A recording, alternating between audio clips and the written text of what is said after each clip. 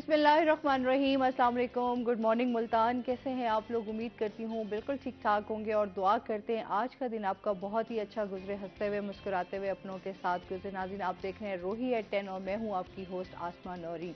जी नाज़रीन, आज वीकेंड है और वीकेंड जो है तमाम लोग घर पे मौजूद होंगे और बहुत सारे लोगों के जो है नाश्ते भी तैयार होंगे। नाश्ते का टाइम है जनाब, अच्छा अच्छा नाश्ता हो रहा है, तो हमेशा अपनी सेहत का बहुत ज़्यादा ख्याल रखा करें क्योंकि तंदुरुस्ती जो है वो हज़ार नेमत है। आप सेहतमंद होंगे तो आप अपने बाकी काम भी जो है वो अच्छे से अंजाम दे सकते हैं। और इसके साथ ही कल का मौसम जो है वो बड़ा सुहाना हुआ एकदम से। बहुत सारे इलाकों में जो है वो बारिश हुई और मुल्तान की अगर हम बात करें तो मुल्तान में एक साइड पे बारिश हुई और एक दूसरी साइड पे बारिश ही नहीं हुई। तो कैंट वाला जो सारा इलाका था वहाँ इतनी तेज़ बारिश हुई और लोगों ने बड़ा इंजॉय किया क्योंकि इतनी शदीद गर्मी पड़ रही है और एकदम से मौसम चेंज हुआ। अभी भी जो टेम्परेचर है वो 33 और 34 सेंटीग्रेड है और जैसे जैसे टाइम बढ़ता जाएगा देखते हैं कि आज क्या होता है, बारिश आती है या फिर मौसम ऐसे ही बरकरार रहेगा।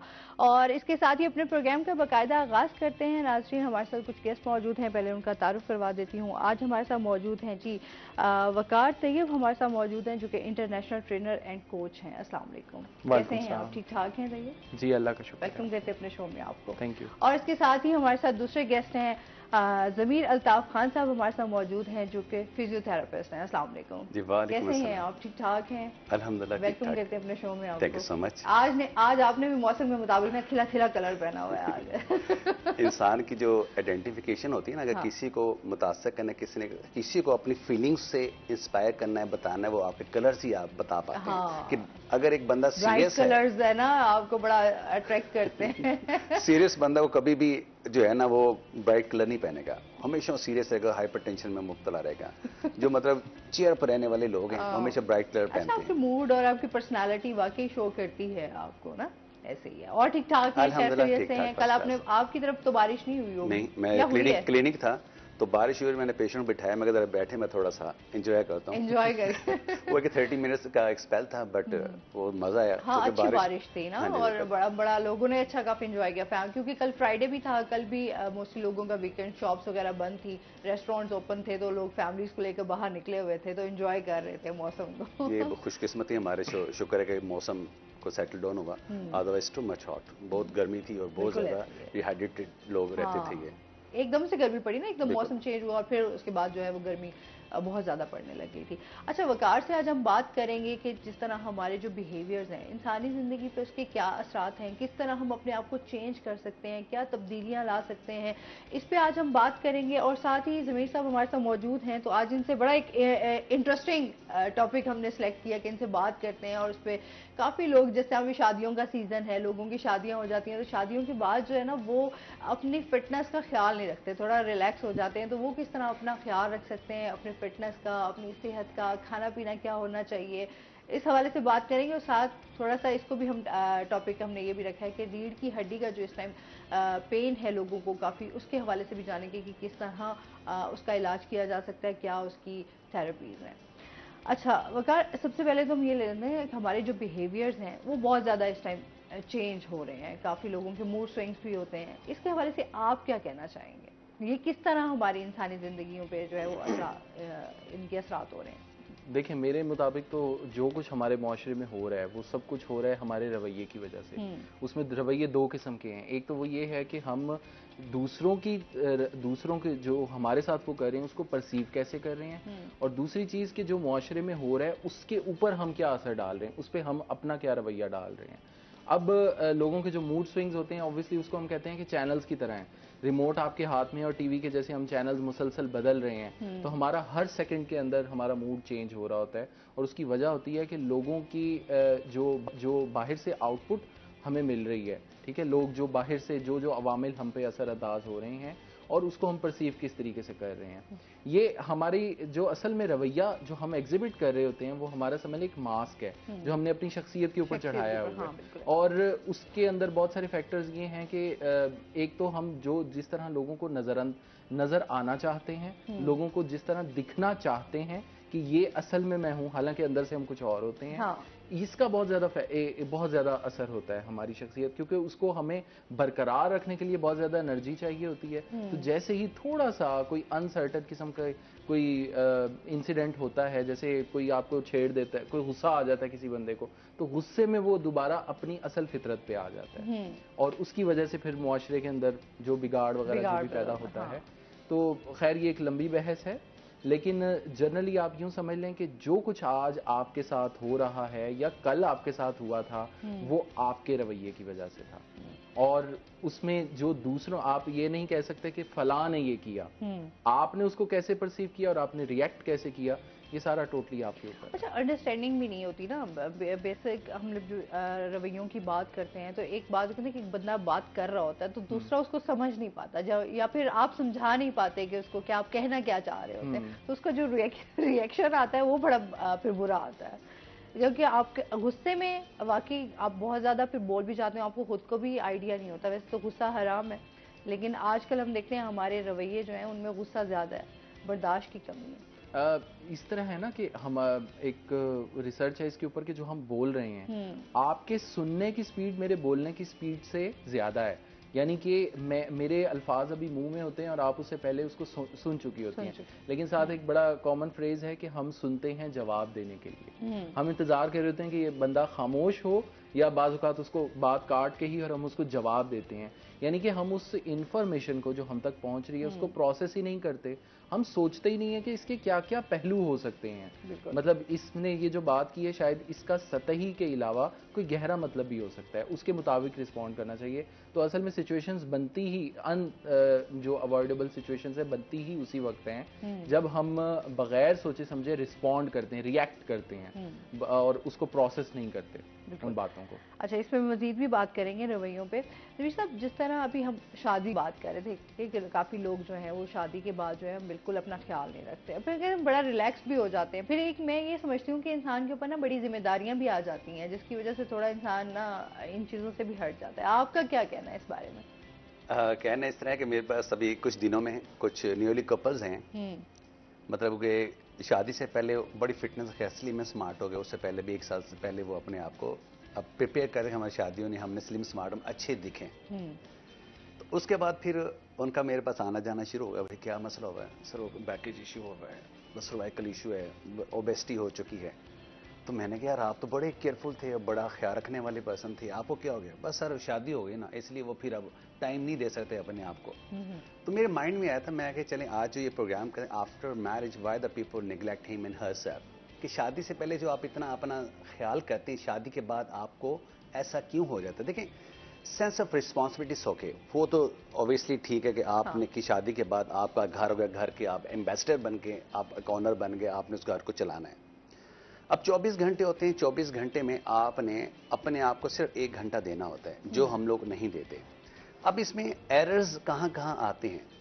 सबसे बड़ा एरर कि आपका शादी के बाद दावतें अनलिमिटेड, फिर जहाँ भी जाना है, जहाँ भी जाना है, बिल्कुल आपकी जो टेबल उन्हें फुल होनी है, थोड़ा थोड़ा खाएं, थोड़ा थोड़ा खाएं। अब अगर नहीं खाते तो बड़ा तुम अपनी ख्याल करें, बाद वर्जिश कर लें, मतलब इस तरह के वर्ड्स मिलते हैं। अब उसमें ज़्यादातर जो इशू है वो है late night eating, fast food. आप बिलीव करेंगे जो फास्ट फूड जो लोग खा रहे हैं, जो डीलें चल रही हैं, इतने नुकसानात है कि आपकी सोच है। सबसे बड़ा जो इशू है वो है आपका स्टोमिक, जिसको हम लोग नज़रअंदाज करते हैं, और अक्सर मैं इस स्टोमिक को बड़े आसान लफ्ज़ों में बयान करता हूँ कि ये आपका इंजन है। गाड़ी आपके पास है BMW, अगर उसका इंजन वीक है तो उस खूबसूरत गाड़ी का कोई फ़ायदा नहीं है। अगर आप फिजिकल बड़े अच्छे लुकिंग है, वेल लुकिंग नज़र आ रहे हैं, स्टोमिक आपका डाइजेस्ट नहीं कर पा रहा, तो डे बाय डे आपने बीमारी में ही मुब्तला होना है। तो इसलिए इसका ख्याल करें। एक कहीं मैंने पढ़ा था कि हकीम लोकमान कहते हैं कि जो इंसान रोज़ाना दही का इस्तेमाल करते हैं, मुझे समझ नहीं तो वो मर कैसे जाता है। अब दही का हम कितना इस्तेमाल करते हैं? फास्ट फूड तो हम लोग खाते हैं, बड़े शौक से खाते हैं, बट जो सबसे बेहतरीन चीज़ें हैं वो है आपकी वेजीज हैं, फ्रूट्स हैं, उसकी तरफ क्यों नहीं जाते? अब इसका मैंने एक चीज़ मेरे माइंड में आ चुका, बेसिकली मैं खुद खिलाड़ी हूँ, मुझे खुद एक चीज़ का अंदाज़ा है कि जब आपकी डाइट अच्छी होगी तो आपका जिस्म कहेगा कि सुबह उठो, नमाज पढ़ो और एक्सरसाइज करो, आप मेंटली प्रिपेयर, आपका माइंड जो है ना वो पॉजिटिव होता है, और पॉजिटिव एक्टिविटी की तरफ भागना शुरू हो जाता है। वो हर चीज़ आप नेगेटिव नहीं लेते, कोई नेगेटिव बात करते इधर सुनते हैं उधर से निकालते, बी पॉजिटिव हो जाते हैं। और सबसे जो बड़ी चीज़ इंसान की है वो है आपका फेस आइडेंटिफिकेशन। फेस सब कुछ आपका बताता है। अगर आप स्माइलिंग फेस है आप बीमार नहीं होंगे, आपका कभी ब्लड प्रेशर हाई हो ही नहीं सकता। आप जो खुश रहने वाले हैं, जैसे कि laughter therapy is a very good therapy. मतलब एक आपका ब्लड प्रेशर हाई है, आप कहीं भी किसी भी ओपन स्पेस पे चले जाते हैं, आप क्लैपिंग करते हैं, शॉटिंग करते हैं, लॉफ्टर देते हैं, आप एकदम रिलैक्स हो जाते हैं। और जस्ट क्लैप करने से भी आपके बहुत सारे प्रॉब्लम सॉल्व हो सकते हैं। अब वो क्या है कि अपने आप को मेंटली प्रिपेयर करना कि मैं खुश रहना चाहता हूं, मैं खुश रह सकता हूं। अब उसके लिए आपने एक एनवायरनमेंट आपने डेवलप करना है, वो है अर्ली इन द मॉर्निंग। आप सुबह उठें, आप किसी भी आप एक्टिविटी लाजमी, आप कोई स्पोर्ट्स लवर्स हैं आप स्पोर्ट्स करें, कोई गेम खेलें, आप जिम लवर हैं जिम चले जाएं, योगा करना चाहते हैं योगा कर लें, वॉक करना चाहते हैं वॉक कर लें, कोई ना कोई फिजिकल एक्टिविटी होनी चाहिए। अच्छा लोग हम सबसे बड़े तो हमारे इतने मसाइल हो चुके हैं ना, लोग इस पे भी आ जाते हैं कि फिर हम मसाइलों से निकलेंगे तो हम कुछ कर सकते हैं। देखिए ये जो बात है ना इंतहाई नेगेटिव है। यकीन करें हर बंदा, क्योंकि अब जैसे महंगाई भी है और चीजें हमारे मुल्क की सतह पर भी बहुत सारी चीजें ऐसी चल रही हैं कि हम लोग डिप्रेशन, एंजाइटी, ये चीजें तो हमारे साथ अटैच हो गई हैं। देखिए मैं किसी की बात नहीं कर, मैं अपनी बात करता हूँ। मैं बहुत ज़्यादा पॉलिटिकल पार्टीज को बड़े अच्छे लफ्ज़ों में सुनता हूँ, और मैं इतना एक्सट्रीम लेवल पर आगे जा चुका था। अब बिलीव करें, उसे मुझे खुद थोड़ा सा महसूस होने लग गया कि यार मैं जो इतना टाइम 2-2 घंटे बैठ के तजिए सुनता हूँ, अब मुझे पता है मैं तो अपने आप को नेगेटिव कर रहा हूँ, मैं तो डिप्रेशन में अपने आप को मुब्तला कर रहा हूँ। बात यह है कि जब आप 2 घंटे किसी के तजिया सुनते हैं तो आप 1 घंटा किसी अच्छी जगह पे जाके एक्सरसाइज नहीं कर सकते। अब एक चीज़ जो लोग कहते हैं यार हम इस प्रॉब्लम से निकले तो अब फिजिकल फिटनेस की तरफ आए, आप जो नहीं निकलना चाहते, सबसे बड़ा ड्रॉबैक क्या है आपका कि आप अपने आप को बीमारियों में मुब्तला कर रहे हैं। आप क्या आपने कहीं पैसे देने हैं? मैं हमेशा कहा करता हूँ, जो हमारे पीएच है ना, यकीन करना कि मुल्तान की जितनी भी पार्क्स हैं इतनी खूबसूरत इन्होंने बना दी गई हैं कि आप कुछ भी ना करें, आप सिंपल बैठ जाएं, आप योगा पोस्चर में आप इनहेल एक्सहेल करते रहें, तो सबसे बड़ी आपकी ब्रीदिंग एक्सरसाइजेज हैं जिससे आपके बहुत सारे मसले सॉल्व हो सकते हैं। अगर आप कहते हैं ना कि हम इन प्रॉब्लम से कैसे निकले, मुल्क के हालात हैं, मुआशी प्रॉब्लम्स हैं, अब मतलब है कि आप जो जितना भी आपके हाथ में है वो तो आपने बीमारियों में लगा देना है। अगर आप वैसे अपनी फैमिली को लेके चले जाएं, स्ट्रेस डिप्रेशन से आपने आउट करना है, उनको सुबह सुबह early in the morning park में लेके चलें, चलें बच्चों के साथ आप खेलें, फैमिली है तो कपल है तो आप वॉक करें, आपके वैसे बहुत सारे मसले सॉल्व होते हैं। बट क्या है कि इसको इससे लाइफ टाइम स्केड्यूल में इसको रखना है ये। अगर आप कहेंगे हम बीमार हैं तो बीमारी तो बढ़ती जाएगी, स्ट्रेस है तो स्ट्रेस बढ़ता चला जाएगा, आपको और बीमारी में मुब्तला कर देगा। तो बेहतर है कि उसको अपनी ज़िंदगी का हिस्सा बनाएं, ताकि आपका जो बजट है, अब हम पुअर क्यों होते हैं, प्लान नहीं ना करते चीजों को, हमारे लाइफस्टाइल ऐसा हम लोगों ने हम गुर्बत की तरफ क्यों जाते हैं, हमारा जो अपने आप को नज़रअंदाज कर देते हैं। जब नज़रअंदाज करेंगे तो हमें ऑब्वियसली अपने ज़िंदगी को गुजारना है, तो हमने फिर मेडिसिन का सहारा लेना पड़ेगा, बार बार डॉक्टर्स पे जाना पड़ेगा। अगर हम चाहते हैं कि हम बीमार ना हो तो उसके लिए सिंपल है कि आपने अपनी लाइफ में फास्ट फूड को स्किप करें, आप वेजिटेबल्स, फ्रूट्स का, दूध का, दही का, एग का, इन चीज़ों का आप इस्तेमाल करें। हाँ, जो खालिश और नेचुरल चीज़ें हैं, नेचुरल ऑर्गेनिक चीज़ें हैं बिल्कुल। अच्छा, जिस तरह अभी वकार बात कर रहे थे, एक तो एंजाइटी और डिप्रेशन, अच्छा ये चीज़ें भी हमारे साथ ऐसे जुड़ी हुई हैं जो हमारे रवैयों को चेंज कर देती हैं। आप क्या कहेंगे इस बारे में, कि आया ये बात सही है? दुनिया में कोई एक भी इंसान ऐसा नहीं है डिप्रेशन या एंजाइटी का शिकार ना हो। लेवल्स मुख्तलिफ होते हैं, बस कुछ लोग जो हैं उसको अंदर दबा लेते हैं। इस बारे में इकबाल ने बड़ी खूबसूरत एक नज़्म लिखी थी, अक्ल और दिल, और उसमें एक शेर उन्होंने कहा था, इल्म की इंतहा है बेताबी, इस मर्ज की मगर दवा हूँ मैं। ये जो डिप्रेशन और एंजाइटी है, ये बाई प्रोडक्ट्स हैं ओवर थिंकिंग के, और उसके अलावा फिजिकल चेंजेस भी बहुत सारे होते हैं। जैसे अगर आप फारिग, बहुत कोविड के दौरान बहुत सारे लोग जो हैं वो सुसाइडल हो गए थे, क्योंकि अगर आप फारिग बहुत ज़्यादा देर तक बैठे रहते हैं, कमरे के अंदर जैसे बैठे रहते हैं, आपकी सोच जो है वो लिमिटेड हो जाती है और आपके अंदर ख्याल आने लग जाता है जैसे ज़िंदगी का कोई मकसद ही नहीं है। तो वो बात को मैं सेकंड भी करूंगा, और ख़ुद मैं ये बहुत दफ़ा एडवाइस करता हूँ कि अगर आप जैसे डिप्रेशन में या एंजाइटी में, किसी तरह की प्रॉब्लम, आप ना बस किसी खुली जगह पर जाके बैठ जाएँ, किसी गार्डन में, और ख़ुसूसन सुबह। मैं भी एक शेर और सुना रहा था कि हम अहले यकीन को सवाते हक के लिए अगर रसूल ना होते तो सुबह काफ़ी थी। कि अगर खुदा ने रसूल ना भेजे होते ना, अपना पैगाम भेजे, तो वो सिर्फ सुबह अगर कोई देख लेता तो उसको यकीन आ जाता कि कोई खुदा है। आपके 60% जो डिप्रेशन एंजाइटी के प्रॉब्लम्स हैं उसका हल है कि आप सिर्फ सूरज को निकलता या गुरूब होता देखें। बिल्कुल ऐसे। और जितनी सोच, ये जो आसमान अल्लाह ताला ने बनाया, ये इसीलिए बनाया, ये दुनिया दावत दीदार है फरजंदे आदम को, कि आप बस देखते हैं, देखते जाते हैं और आपकी नजर में वुसअत आती रहती है और आपका यकीन पैदा होता है, कनेक्शन बनता है और आपको पता चल जाए। जैसे एक बच्चा है, उसको हवा में उछाला जाता है तो वो बजाय डरने के वो हंसता है, क्योंकि उसको पता है कि मैं एक मजबूत हाथों में, उसका यकीन होता है, ईमान होता है। हम उस वक्त इन प्रॉब्लम्स का शिकार होते हैं जब हमारा ईमान कमजोर हो रहा होता है कि हमें कोई संभालने वाला नहीं है। अच्छा, आप क्या समझते हैं किस तरह हम अपने रवैयों में चेंजिंग ला सकते हैं? जिस तरह के हालात हैं अभी, सिचुएशन भी हमारी बड़ी गंभीर सी है, सब उलझे हुए हैं और सब कंफ्यूज भी हैं, तो आप क्या समझते हैं किस तरह हम अपने आप को चेंज कर सकते हैं, रवैयों में किस तरह तब्दीली? देखिए, ये तो पहले सवाल ही गलत है कि हम चेंज वाले सवालों से ना मुझे बड़ी चिढ़ है सबसे पहले, क्योंकि हम जब भी चेंज की बात करते हैं तो वो मैं जितनी मर्जी एडवाइजेस देख लूँ, हो सकता है मेरा जो सुनने वाला है उसके ऊपर वो अप्लाई ना होती हैं, तो पहले तो अपनी असेसमेंट खुद करें। मैं सिर्फ आपको ये कह सकता हूँ कि आप ना फैसला ये करें, ये जो मुल्की जैसे हालात चल रहे हैं उसमें आपने एक फैसला करना होगा। आप ये देख लें कि क्या इस हालात में इनको बदलने के लिए मैं कुछ कर सकता हूँ। जैसे पेट्रोल के प्राइसेस बढ़ गए हैं, हम में से कोई कुछ नहीं कर सकता उसके ऊपर, ठीक है। अब बजाय उसके ऊपर या तो आपके पास दो तरीके हैं, गवर्नमेंट को या तो इतना मजबूर करें कि वो प्राइस नीचे लाए, या फिर अपनी आमदन इतनी बढ़ाएं, यानी कि अपने हालात, अपनी जो वहां पे आप जिस सिचुएशन में बैठे हैं, फॉर एग्जांपल गर्मी लग रही है, अब इस स्टूडियो में अगर हमें गर्मी लग रही है तो हम ये कर सकते हैं कि एसी लगा, आर्जी तौर पे हल उसका यही है ना कि एसी लगा सकते हैं। जब एसी होगा हम जरा कूल डाउन करेंगे, ठंडे दिमाग से सोचेंगे तो हमारे पास और ऑप्शंस आ जाएंगे और फिर हम सोचने के काबिल होंगे कि हमें यहाँ पे अब हमें क्या करना है, हमें अपनी अगली आने वाली नस्लों के लिए क्या करना है। प्रॉब्लम असल में ये है, मेरी सिंपल सी इतनी सी एडवाइस है कि ये जो रोटी का चक्कर होता है, और मैंने ये देखा है अल्लाह ताला किसी को भूखा नहीं मार रहा, लंगर खाने खुले हुए हैं, लोग खिला रहे हैं, रोटी का जो चक्कर है उसमें से निकलें। तो देखें अल्लाह के जिम्मे है, वो तो इंसान तक पहुंचना ही पहुंचना है। वो जो पत्थर के, वो तो पत्थर में भी कीड़े को ग़िज़ा देता है, उसमें भी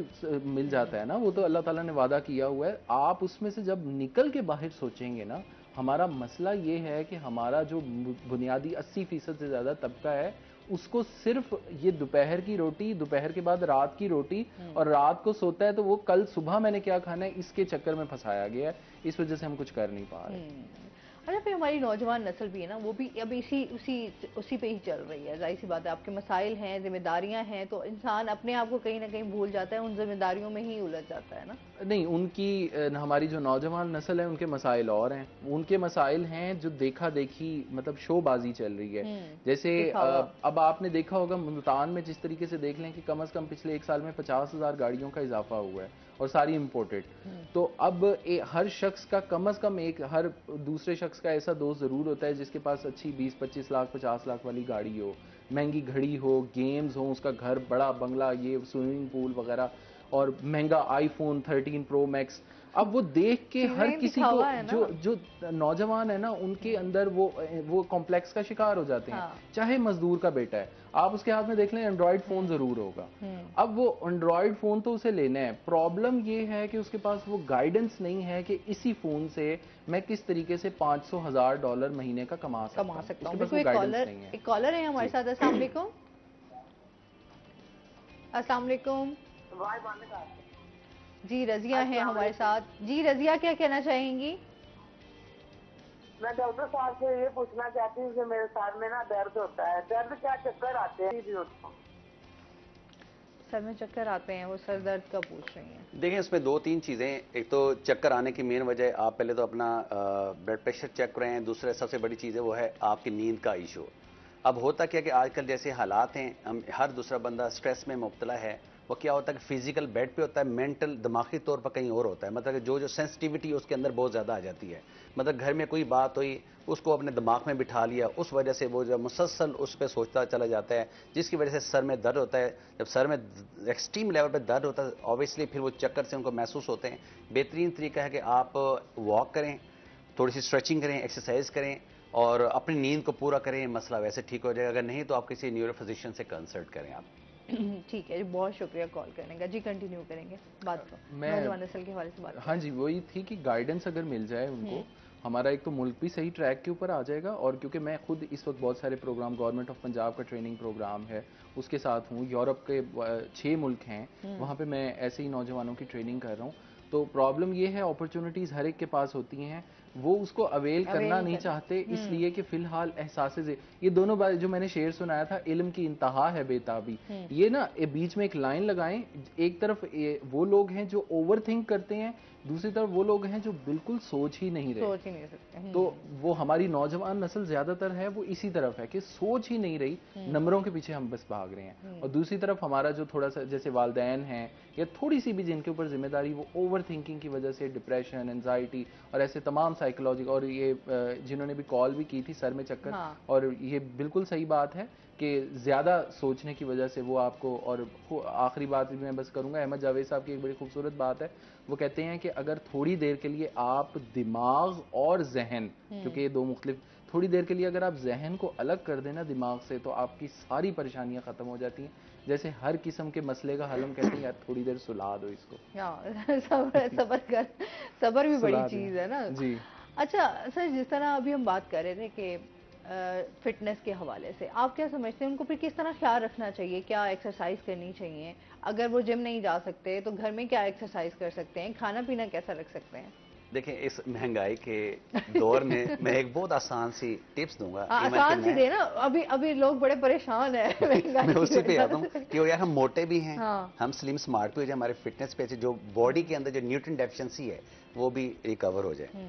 अब मैं अक्सर, बल्कि मैं खुद भी यूज करता हूँ, जो लोबिया होता है ना, लोबिया ब्लैक और रेड, और ब्लैक चने और वाइट चने, और इसके साथ जो है कॉर्न्स, मकाई के दाने, रात को भिगो के रख दें, सुबह उसको बॉयल करें और उसको ड्राई करके पंखे के नीचे वो फ्रिज में रख दें। आपको भूख लगी है, अब जैसे हम चना चाट बनाते हैं, वो जितने वेजीज हैं वो सारे करें, मुट्ठी भर सारे मिक्स उसके अंदर एंटर करें, हल्का सा कों भी ब्लैक पेपर डालें या हल्का सा जो नमक है जो भी आपको पसंद है वो डालें। और साथ ठीक है, इस पे मजीद हम बात करेंगे। नाज़रीन, अभी हमने जाना है ब्रेक पे, हमारे साथ रहिएगा।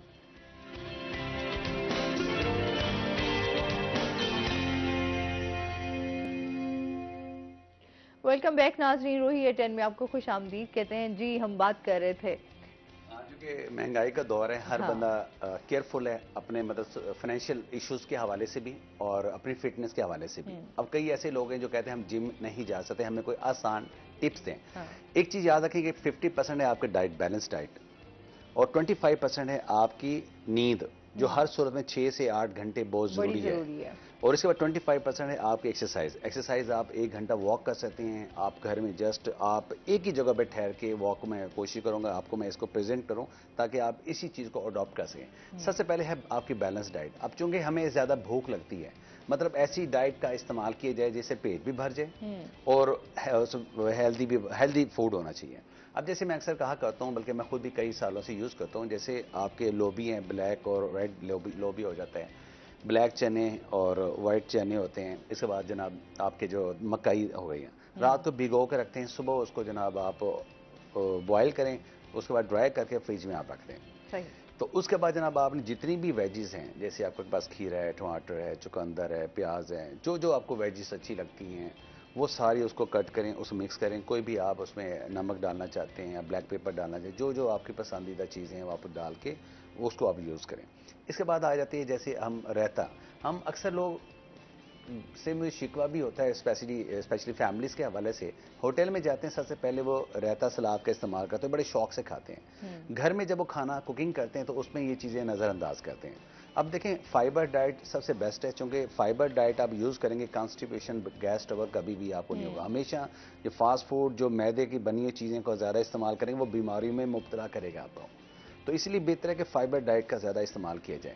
अब आपने उसमें क्या कि आपने रायता बनाना है, धनिया, पुदीना, लहसुन, अदरक, टमाटर को ग्राइंड करें, दही का इस्तेमाल करें आप, साथ जो आपने बनाया है आपने। अच्छा, ये वो चीज़ें जिससे आपका भी दिल नहीं भरता आपका, आपको रोज़ाना जिस टाइम खाएंगे आपको वो मज़ा आएगा।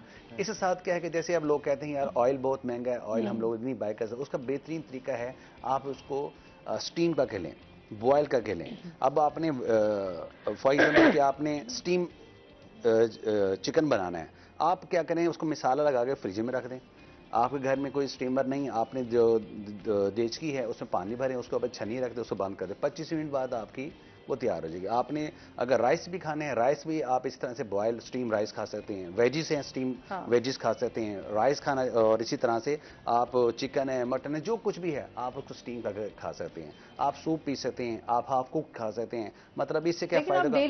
डेली रूटीन बन नहीं सकती ना। अच्छा, मेरा भी एक क्वेश्चन है डॉक्टर साहब से कि सुबह निहार मुंह एक गिलास पानी पीने की क्या अहमियत है? देखें, मैं कई सालों से, खुद कई सालों से, बल्कि ये समझ लें मैनी ईयर्स, मैं सबसे पहले उठता हूँ वॉशरूम के, उसके बाद मैंने 2 गिलास गर्म पानी के पीने। अब उससे फायदा क्या होगा कि हम लोग जो बॉडी में जो टॉक्सिन है ना, वो एक तो सारे वो निकल जाते हैं। आपका यूरिन इशू जिन दिन का है, कॉन्स्टिपेशन है, गैस ट्रबल है, वो कभी भी आपको नहीं होगा। आपके जो चेस्ट इन्फेक्शन है वो आपको नहीं होगा, पेन मैनेजमेंट पे नहीं रहेंगे आपका, खुदा ना खासा बॉडी में कोई भी कैंसर जैसी मोजी मर्ज बढ़ है वो आपका खत्म होगी। ये बल्कि रूटीन है। अच्छा, ये आपने अक्सर आपके व्हाट्सएप ग्रुप में बहुत सारी जगहों पे, ये जो जापान में एक रिसर्च वर्क हुआ था पानी, गर्म पानी पीने के हवाले से, वो उसने हर बीमारियों के डेज बताए थे कि अगर हाइपरटेंशन में मुब्तला हैं आपको कितना सा पानी पीना चाहिए। लेकिन जैसे अभी यहाँ हमारे पाकिस्तान में टेम्परेचर, हमारा बॉडी का टेम्परेचर चेंज है, ऑब्वियसली डिफरेंट कंट्रीज का आपके ऊपर होता है, तो आप कैसे, मतलब हम सुबह सुबह गर्मियां हैं तो शदीद गर्म पानी कैसे पी सकते हैं? सिंपल सी है, मुझे बताएं, जब ठंडा पानी पीते हैं तो आपको गले में खराश क्यों होता है? आपको एकदम इन्फेक्शन क्यों बार बार ऐसे ऐसे कफ क्यों करते हैं? देखिए, गर्म पानी, हम चाय क्यों पीते हैं? चले चाय छोड़ दें। अब वो कॉन्सेप्ट मेरे चाइनीज ने इस तरह दिया था कि जब हमारी ट्रेनिंग हो रही थी ना, तो मैंने कहा different temperature in China Pakistan है लव डिफरेंस। उसने कहा, सिंपल लफ्जों में बोला है कि आप मुझे कोई ऑयली प्लेट ठंडे पानी से धो के दे दें आप, कि जब आप कोई गर्म चीज़ खाते हैं उसके बाद आप ठंडे का जब इस्तेमाल करते हैं, आपके आर्टरीज वेसल्स वेन में जो ब्लॉकेज होती है, ये क्यों होती है? कार्डिक इश्यूज क्यों हो रहे हैं? हर दूसरा बंदा कार्डिक में मुब्तला क्यों है? हमारा जो है ना पुअर लाइफस्टाइल, न्यूट्रिशन के हवाले से ये मेन वजह है। ये नहीं, अगर आप जस्ट एक जैसे आप घड़े का पानी पी लेते हैं ठंडा, जस्ट आप नॉर्मल जो आपका रूम टेम्परेचर पानी है, ताज़ा पानी जिसको कह सकते हैं आप, वो तो पी सकते हैं। जरूरी तो नहीं कि आपने उसको आप एक टेम्परेचर पे जाके आपने उसको बॉयल ही करके और फिर आपने पीना है। देखें, डिस्पेंसर हर घर में, आप ताज़ा पानी पिए, अगर आप यूज टू हैं ताज़ा पानी पिए। हाँ। अब जैसे सर्दियों में लोग जो है ना वो ठंडा पानी कम पीते हैं, गर्म पानी आप 2-2, 3-3 गिलास भी पिए जा सकते हैं। अब वजह है ये, आपको अपने आप को यूज टू करना होता है, अपने आप को समझाना होता है। चिल वाटर आप देखेंगे इंतहाई नुकसानदेह। अब हम होटल में जाते हैं, चाइनीज फूड का इस्तेमाल करते हैं, साथ ठंडा यख बोतल पीते हैं, उसके बाद हम लोग क्या कहते हैं आइसक्रीम खाते हैं। तो ये इश्यू क्यों है? आपको अभी कभी MI कोरियोलिस सेंटर में आप चले जाएं, अब देखिए सबसे ज्यादा यंगस्टर्स आपको वहीं दिखेंगे। जो ओल्ड एज लोग हैं वो फिर भी केयरफुल हैं, उन्होंने अपनी जिंदगी में अच्छी डाइट उन्होंने ली ही है। हमारी न्यू जनरेशन है, उन्होंने अच्छी डाइट खाई नहीं है, उन्होंने तो फास्ट फूड और पेप्सी इन चीज़ों से उन्होंने अपने आप को उन्होंने सेटल डाउन किया हुआ है। तो ये चीज़ गलत है। मतलब है कि आप ऑर्गेनिक चीज़ें खाएं और नेचर के मुताबिक रहें। सही। अच्छा, प्योर चीज़ें भी मिलना मुश्किल हो गया। अब तो हम दूध और चने दही तो आप घर में इस्तेमाल बना सकते हैं, लेकिन दूध का पहले ये होता है कि दूध भी अब आपको प्योर नहीं मिल रहा, दूध में भी आपको जो है ना मिलावट मिल रही है। देखिए बहुत ज़्यादा ये चीज़ें, मतलब बच्चे भी अब इवन कि अब दूध पीना छोड़ गए हैं, वो पीते ही नहीं है। अब देखिए हर बंदे में जो है ना वो कैल्शियम डेफिशिएंसी है, और कैल्शियम डेफिशिएंसी से सो मेनी डिजीजेस, बहुत सारी बीमारियां होती हैं। अब कैल्शियम का जब बात की जाती है, लोग उसको अंडरस्टैंड, वो बहुत सिंपल सा अंडरस्टैंड करना कि जब आप रात में सोएंगे सुबह आप डिस्कम्फर्ट होंगे, आपका माइंड डाइवर्ट हो जाएगा। वही जैसे मैंने पहले बात की थी, कैल्शियम डेफिशिएंसी से फिजिकल बेड पे होंगे, मेंटल आप अवे होंगे, सेंसिटिविटी आप में बढ़ जाएगी, आपके जिस्म में दर्द होगा, पहला स्टेप रखना आपके लिए मुश्किल हो जाएगा। आप सोचेंगे, आप थोड़ा सा काम करेंगे, आपका जिस्म जवाब दे जाएगा, भागेंगे, थोड़ा चलेंगे, सांस आपका फूलना शुरू हो जाएगा। असल जो चीज़ है वो आप जो कैल्शियम इनटेक करें। अगर आपको समझ नहीं आती कैल्शियम, बहुत सिंपल है, गूगल पे आपने रिसर्च करना है आपने कि वेजिस में, नट्स में किन किन चीज़ों में है, फ्रूट्स में किन किन चीज़ों में है, वहीं से पिक करें, वो अपनी ज़िंदगी में वो लाजमी करिए। जो कि अब देखें हमारी शादी के बाद, जैसे हमारा जो टॉपिक था कि लोग अपने आप को नज़रअंदाज क्यों करते हैं, कि वो बहुत ज़्यादा सॉफ्ट ड्रिंक का इस्तेमाल करते हैं। जब हम एक कोई भी सॉफ्ट ड्रिंक पीते हैं, मुतबादल 12 गिलास दूध के पीने चाहिए। आप देखेंगे आपने रोज़ाना बहुत सारी सॉफ्ट ड्रिंक पी है, हफ्ते में कितनी हुई, महीने में कितने, 6 महीने, साल में, तो आपके जिस्म में तो कैल्शियम है ही नहीं, तो इसलिए ओवरवेट होता है। तो बीमारियां अब ज्यादा है ना। देखें हम लोग बीमार ज्यादा रहते हैं, तो हमारी सेहत जो है वो बहुत ज्यादा डाउन रहती है। सेहतमंदी की तरफ तो हम जा ही नहीं रहे। हम लोगों के इलाज, हॉस्पिटल्स देखें आप कितने भरे हुए हैं, आए दिन किसी को कोई ना कोई बीमारी है। अच्छा, जिस तरह हम रवैयों की बात कर रहे थे, तो क्या आप क्या समझते हैं रवैये किस तरह बेहतर हो सकते हैं? सादा सी बात है कि आपको ये समझना होगा कि जो आपके साथ हुआ या आप किसी के साथ कर रहे हैं, वो उसकी वजह से हमारे माशरे पे ओवरऑल क्या इम्पैक्ट पड़ रहा है, क्या असर हो रहा है। हाँ। अच्छा, अगर आपको ये लगता है कि ये जो मेरे साथ अभी हुआ ये गलत था, तो उसको रिस्पॉन्ड करने के तरीके हैं। या तो आप फौरी तौर पे वक्त ही अपना जैसे गुस्सा वगैरह हम निकाल के और वो उसको ख़त्म करते हैं, लेकिन उसके आप आफ्टर इफेक्ट सोचें कि बाद में उसके क्या होगा। आगे से आपकी वो कोई आपको गाली देता है, आप उसको गाली देते हैं, वो आपको थप्पड़ मारेगा, वो बात कहाँ ख़ानदानों पे और पता नहीं कहाँ कहाँ पहुँच जाएगी। वो एक बड़ा खूबसूरत सा वाक़या है। एक शख्स एक बहुत बड़ा दानिश्वर था, उसके घर के बाहर उसको गालियाँ दे रहा था। तो लोगों ने इकट्ठे होकर कहा, यार ये आपको ऐसी गालियां दे रहा है तो आप इसका कुछ करते क्यों नहीं। उन्होंने कहा, एक बात बताओ कि अगर कोई शख्स मेरे पास तोहफा लेकर आए और मैं उसको कबूल ना करूं तो वो किसका होगा। तो कहा वापस उसी का होगा, तो मैं इसको कबूल नहीं करता। तो इसी तरीके से बाहर से आपको जो कुछ ये नेगेटिविटी और हर चीज, जैसे कश्ती में वो उसके नीचे अरबों टन पानी होता है लेकिन वो तैर रही होती है, एक छोटा सा सुराख होता है, पानी अंदर आता है और वो डूब जाती है। तो ये सारी नेगेटिविटी हर चीज जो है, ये जब तक आप इसको बाहर रखेंगे तब तक ये आपका कुछ नहीं बिगड़। उन्हें क्या बोलते रहे, ठीक है, वही बात कि मैं नहीं तोहफा तुम्हारा कबूल करता, तो आपका ये कुछ भी नहीं बिगाड़ सकते। इससे आपका ये होगा, आपने अपने बस एक फैसला करना है। रवैयों को बेहतर करने के लिए आपको एक फैसला करना होगा। फैसला ये करना होगा कि मैं अपना रिमोट कंट्रोल किसी और के हाथ में नहीं दूंगा। मैं अपना, I am the driver, I am the master of my own life, कि मैंने किसी और को, किसी और के अल्फाजों को अपने ऊपर असरअंदाज नहीं होने देना। हाँ, अच्छे अल्फाज हैं, उनको आपने ज़रूर आइसोलेट नहीं करना उनसे। तो फिर आपको खुद ब खुद तरीके मिलते रहेंगे। साइंटिफिक तरीके बहुत सारे हैं, लेकिन जाहिर सी बात है जब कोई एक शख्स, अगर मैं आपके साथ बात कर रहा हूँ, मैं किसी को जितना मर्जी ट्रेन कर दूंगा, लेकिन जब वो स्टेज पे जाएगा या किसी से कोई इंटरव्यू में, तो उसको वो बातें याद नहीं रहेंगी जब तक वो खुद उस एक्सपीरियंस से गुजरेगा नहीं। बिल्कुल ऐसे ही है। अच्छा, जिस तरह चीज़ें होती है ना, हम लोग माफ़ करना भी नहीं सीखते ना, फिर हमारा कम्युनिकेशन गैप बहुत ज़्यादा बढ़ गया है, जिसकी वजह से हमारे रवैये और भी ज़्यादा जो है वो नेगेटिव होते जा रहे हैं। लोग मोहब्बत की तरफ कम और नफ़रत की तरफ जो है वो ज़्यादा मुतवज्जो हो रहे हैं। वो मुनाफ़क़त वाली बात है। असल में हम मुंह के ऊपर जो हैं वो अच्छे हैं, सबके साथ हो यार, वाह वाह ज़बरदस्त, वो सारा थम्स अप, फेसबुक पे लाइक्स वाला सिस्टम चल रहा है, और पीठ पीछे जो है वो कहते हैं ये तो चबल बंदा है। तो वो मुनाफ़क़त एक तरह चल रही है। किसी, हमने असल में ये कर दिया कि दूसरों की गलतियां हम उसके फेस पे नहीं बताते, या अगर हम बताते हैं तो वो उस वक्त जब हमारे अंदर बहुत ज़्यादा ईगो होती है और हम इस चीज़ को एक्सेप्ट कर लेते हैं कि मेरे में कोई गलती नहीं है। माफ़ करना उस वक्त आसान होता है जब आप ये चीज़ एक्सेप्ट करते हैं कि मैं भी गलत हो सकता हूँ, मुझसे भी गलती हो सकती है।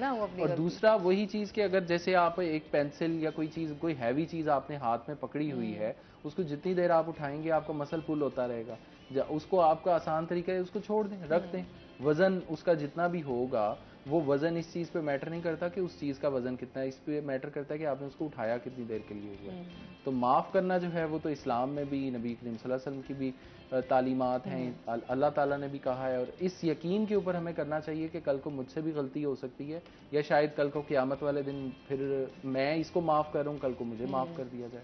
ये जाहिर सी बात है, लेकिन लोगों का एक जो रवैया अभी हम देख रहे हैं वो यही है, मुनाफ़िकत की वजह से बहुत सारी चीज़ें, बहुत सारी बुराइयां हमारे माशरे में मज़ीद बढ़ रही हैं। बिगाड़ की सूरत भी यही है कि जब लोग एक दूसरे के साथ अच्छे से पेश नहीं आते। मुंह पर मोहब्बत से पेश आना तो सभी कर लेते हैं, लेकिन अगर आप पीठ पीछे भी उसकी तारीफ करेंगे बड़ा मुश्किल है, अप्रिशिएट नहीं करते लोग। इस पर मज़ीद भी हम बात करेंगे नाज़रीन, अभी हमने जाना है ब्रेक पे, हमारे साथ रहिएगा।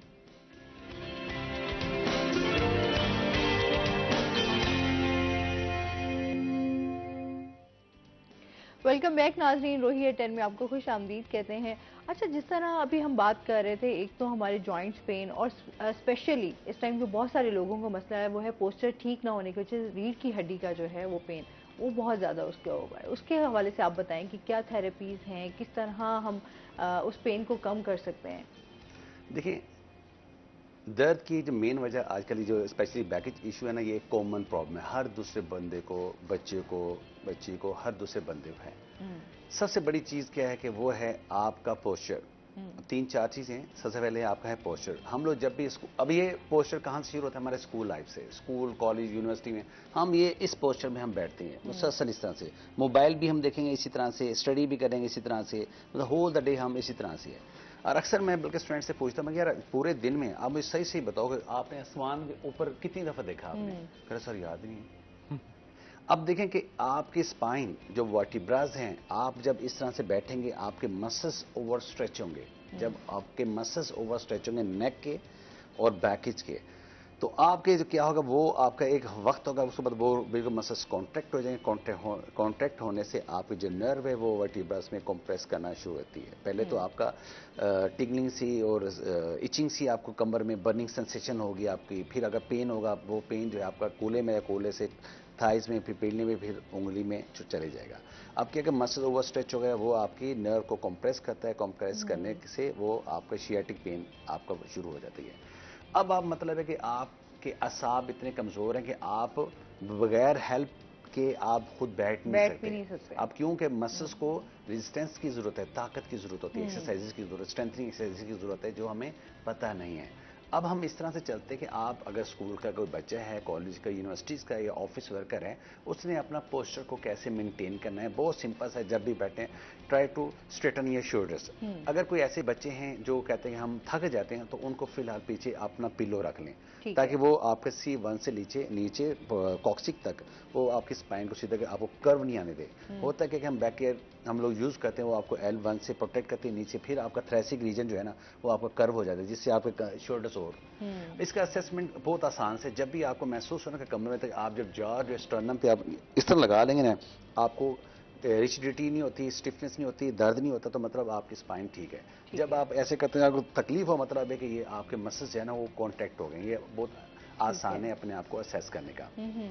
एक पीछे अपने पिलो रख लेना है। अगर ऑफिस वाले कोई भी पर्सन है वो कोशिश करेंगे बैली आपके टेबल जो मिरर है ना उसके साथ उसे टच होने की, ताकि वो सीधा बैठे। और मतलब हर 2 घंटे बाद अपने आप को वो मूव लाजमी करें, मुसलसल नहीं बैठना। 4 घंटे, 5 घंटे, 3 घंटे कोशिश करें, 1.5-2 घंटे बाद अपने आप को थोड़ा सा वो मूव लाजमी करें। एक तो वो अपने काम में थोड़ा सा इंथुजियास्टिकली वो काम करेगा, दूसरा वो एनर्जेटिक रहेगा, और तीसरा उसको दर्दों का सामना नहीं करना पड़ेगा। दूसरी चीज़ है कि हम लोग जब सोते हैं, जब हमें कमर की तकलीफ होती है, हम सीधा उठते हैं और सीधा हम लोग लेट जाते हैं। ये सबसे डेंजरस होता है कि आपका जब आप उठते हैं आपके गर्दन के मसल्स फिर स्ट्रेच होते हैं, वो जो नर्व को कंप्रेस करते हैं, और शियाटिक पेन है तो वो तो इंतहाई गलत होता है। वो तो वहीं ही उसका पोस्चर भी आउट हो जाता है। वो मतलब आप औरतें, आपके जो कोला है वो आउट हो जाता है, आपका पेल्विक्स आउट हो जाती है। तो इस तरह से बड़ी मुश्किल से आप चलते, चूंकि मेरे पास तो रोजाना इस तरह के पेशेंट्स आते हैं। हाँ जी। उसके लिए होता है कि आपने प्रोटेक्ट कैसे करना है, अपना ख्याल कैसे करना है। उनका तरीकाकार यह है कि आप अगर आपने राइट साइड पे आपने लेटना है तो लेफ्ट हैंड से पहले बैलेंस करें। आपकी आर्म पिट है ये पहले टच होनी चाहिए, दूसरा हाथ से आप साइड से आपने लेटे। अगर आपने लेटना है लेफ्ट साइड, तो फिर राइट हैंड को इधर रखें, इस तरह से आपने लेटना ही है। इससे क्या होगा, आपका प्रेशर डिवेलप नहीं होगा, पेन आपका बढ़ेगा नहीं आपका। तीसरी चीज जो है वो आपने जब भी आपने उठना है, जो नॉर्मली हम लोग बहुत गलत, हम अगर इधर बैठे ना इधर से सो लगाते हैं अपने आप उठने की, वो क्या होता है कि सारा स्पाइन पे प्रेशर पड़ता है, पेन फिर बढ़ जाता है। बेहतरीन तरीका है कि आप अगर हैं एज पे आ जाएं, आप एज पे आके एक लेग बैलेंस करके आराम से आपने उठना है, अपने स्क्वीज करना आपने। इससे आपने जैसे सजदे में आपने उठना है, रुकू में आपने बैठना है, इससे आपको कमर में तकलीफ नहीं होगी। उसके बाद अगर कमर में तकलीफ होती है, कमोड यूज करें, चेयर यूज करें, नहीं तो आपने दोनों पाँव पे नहीं बैठना। फॉर एग्जाम्पल कि आपके लेफ्ट लेग में दर्द है, लेफ्ट लेग को आपने पीछे रखना, उस पर प्रेशर लेफ्ट राइट पे आपने प्रेशर डाल के आपने उठना है। मतलब क्रॉस लेग में आपने उठना बैठना है, ताकि आपको यूरिन स्टूल करने में आपको प्रॉब्लम्स ना हो। उसके बाद आप चलना है, आपको दर्द होता है, फिर आप बैठिए, बेल्ट यूज करें। उसका मकसद क्या होता है कि अपना पोस्चर को मेंटेन करें, कमर आपकी सीधी होनी चाहिए। अब इसके बाद जो सबसे अहम रोल है वो है आपका मैट्रेस का। मैट्रेस तो आजकल बड़े हम लोग मैट्रेस क्या होता है कि वो कुछ अर्सा ठीक रहता है, उसके बाद में वो बिल्कुल प्रेस हो जाता है। फिर इसका डिफ्रेंसिएशन क्या होता है कि जैसे हम नीचे सोते हैं, हमारी बॉडी जो है ना, बॉडी पूरी नीचे होती है। कुछ अरसे बाद क्या होता है कि वो मैट्रेस जो होता है वो सॉफ्ट हो जाता है, नरम हो जाता है, हेड अप हो जाता है, लेग अप हो जाता है, सारा प्रेशर क्या होता है आपका स्पाइन पे आता है, कमर पे आ जाता है। उससे जब सुबह उठता है ना वो डिस्कम्फर्ट होता है, कहते हैं मैंने 8 घंटे नींद की, उसके बावजूद मुझे इतना दर्द बढ़ गया है। मेन वजह कि आपका मैट्रेस खराब होने की वजह ही है। इसके बाद है आपने, अब ये तो सारे काजेज हो गई, अब आपने अपने आप को क्योर कैसे करना है। सबसे बहुत सिंपल सी एक्सरसाइजेस हैं। आप बैठे हैं आराम से, अपने आप को बिल्कुल कुब निकालें और कमर को अपने फुल स्ट्रेच करिए। मतलब 2 सेकंड आपने रोका, फिर लूज छोड़ दिया, फिर इसको आपने 5 सेकंड आपने होल्ड किया फुल खींच के, फिर ढीला छोड़ दिया। नेक्स्ट स्टेप आपने स्ट्रेंथनिंग एक्सरसाइजेस, ताकि मसल्स पे थोड़ा सा मैक्सिमम प्रेशर हो, आपने 10 सेकंड इसको होल्ड आपने किया, ठीक है। इससे क्या आपका C1 से नीचे कॉक्सिक तक जितने भी मसल से कॉन्ट्रैक्ट थे, जो नर्व कंप्रेस कर रही थी, सर्कुलेशन आगे बेहतर होगी, मसल्स आपके मोबिलाइज हो जाएंगे, एक्टिवेट हो जाएंगे, सॉफ्ट हो जाएंगे, तो आप मतलब कंफर्ट हो जाएंगे। कंफर्टेबल। उसके बाद आपने क्या करना है, आपने स्पाइन ट्विस्ट स्पाइन, आपका जो राइट हैंड है लेफ्ट नी पे रखना है, जो दूसरा हाथ है आपने बैक पे, आपने स्पाइन को ट्विस्ट किया आपने। अप्रोक्सीमेट कोई भी एक्सरसाइज करनी, it's looks like to be yoga. मतलब ये 10 से 20 सेकंड आपने रोकना है, आपने जल्दी जल्दी किसी भी एक्सरसाइज को आपने नहीं करना। इसके बाद आप दूसरी साइड पे आप आ जाते हैं, बिल्कुल कंधे सीधे के, कोब नहीं होनी चाहिए, बिल्कुल स्पाइन को स्ट्रेच करके रखना है, होल्ड ऑन करना है इसको, अप्रोक्सीमेट 20 सेकंड आपने किया। ठीक है। उसके बाद आप इसको सीधे, ये मतलब हर एक्सरसाइज को अप्रोक्सीमेट जो है वो 20 टाइम लाजमी हो। 20 टाइम के लिए फिर डेली जो है वो ये इस तरह की मतलब एक्सरसाइज इसको फिर आप जो है वो फिर एक सेट करना है, फिर 3 दिन बाद इसके 20-20 के 2 करने हैं, और 1 हफ्ते के बाद इसको फिर आपने रूटीन वर्क में लेके आना है। कम से कम आपने 3 सेट करने हैं, आपने 60 मरतबा। आपको लाइफ स्केड्यूल में कभी, मतलब ये वो लोग हैं जो स्कूल में भी हैं, कॉलेजेस, यूनिवर्सिटीज, ऑफिस में हैं, उनके लिए सबसे बेस्ट एक्सरसाइज है कि अपने आप को सेट कर सकते हैं। सही, मतलब आपने बहुत ऐसे डिटेल में एक्सरसाइज भी बता दी हैं, चीज़ें भी बता दी हैं कि किस तरह हम इस पेन से बच सकते हैं। अच्छा वकार, ये बताएं कि सोशल मीडिया जो हमारे इस टाइम बहुत ज़्यादा इन है, सोशल मीडिया हमारे रवैयों पे किस तरह असरअंदाज हो रहा है? सोशल मीडिया आप कह सकते हैं चलता फिरता एटम बॉम्ब है या हाइड्रोजन बॉम्ब है। वो पिन निकाली और वो किसी भी वक्त फट सकता है, इसलिए कि उसका हमारी ब्रेन डेवलपमेंट पे इतना ज़्यादा नुकसान है ना। इस वजह से इसके ऊपर मेरी अभी कुछ अर्सा पहले की एक रिसर्च भी है कि आप इंफॉर्मेशन को स्क्रॉल कर रहे हैं और स्क्रॉल किए जा रहे हैं, नज़रों से आपके गुजर रही है कोई भी चीज़, आपका जो फोकस के ऊपर, मेरी स्पेशली ना इसके ऊपर पूरी एक सीरीज है कि आप स्क्रॉल कर रहे हैं ना इन्फॉर्मेशन, तो वो आपका ब्रेन किसी एक चीज पे टिक ही नहीं रहा, किसी एक इन्फॉर्मेशन को रोक के देखना, और हम रोकते भी उस चीज को हैं जो हमें एंटरटेनिंग लगती है, जिसका हमें कोई फायदा नहीं होता, ग्रोथ में कोई फायदा नहीं होता। तो ब्रेन आपका जो है वो कुछ अर्सा, अगर आप 6 महीने सोशल मीडिया मुसलसल यूज करते हैं, उसके बाद आपका अटेंशन स्पैन जो है वो 3 सेकंड से भी कम रह जाता है। आज आप नौजवानों में देख लें यार, फोकस नहीं कर पा रहा, तवज्जो नहीं दे पा रहा, ये इस वजह से ही, सोशल मीडिया की प्रॉब्लम की वजह से, कि आपका ब्रेन जो है उसको आदत ही नहीं रहती, वो हर चीज को गैर जरूरी समझ के उसको स्क्रॉल, वो कहते हैं छोड़ो यार छोड़ो, आगे बढ़ो आगे बढ़ो आगे बढ़ो। दूसरी चीज तशद्दुद पसंदाना ख्यालात। हाँ। इसके ऊपर पूरी एक रिसर्च है, हार्वर्ड यूनिवर्सिटी की भी है, डॉक्टर शॉन एकर की भी है, मेरी भी अपनी, मैंने खुद एक्सपेरिमेंट्स किए हुए हैं, और आप खुद अपने अंदर चेंजेस देख लीजिएगा कि अगर आप दिन में 2 घंटे से ज्यादा सोशल मीडिया सर्फ करते हैं, आपको खुद ब खुद गुस्सा ज्यादा आएगा, आप में एक तो डिप्रेशन बढ़ेगा, आपको, आप में तशद्दुद पसंदाना ख्यालात, यानी कोई जरा सी भी बात करेगा आप उसकी बर्दाश्त नहीं करेंगे। तो इसीलिए आज हमारा मुआशरा जो है वो आप देख लें, सोशल मीडिया हम कितना सर्फ करते हैं, उसकी वजह से क्या क्या, और बाकी फिजिकल तो वो एक, मैं खुद भी डॉक्टर साहब से पूछने वाला था, मैं मोबाइल यूं करके, ये हम अभी मैं आ रहा था तो गाड़ी पे, तो सामने से एक बाइक वाला यूं करके उसने हेडफोन और मैंने आगे गाड़ी रोक दी और वो आके गाड़ी में मेरे लगा। अच्छा, लोग नहीं, बाकी ये बड़े जो है बाइक पे बेएहतियाती करते हैं। अच्छा जी, बहुत शुक्रिया वकार, बहुत अच्छा लगा आप हमारे शो में आए। ज़मीर साहब हमारे साथ मौजूद रहेंगे। नाज़रीन, अभी हमने जाना है ब्रेक पे, हमारे साथ रहिएगा।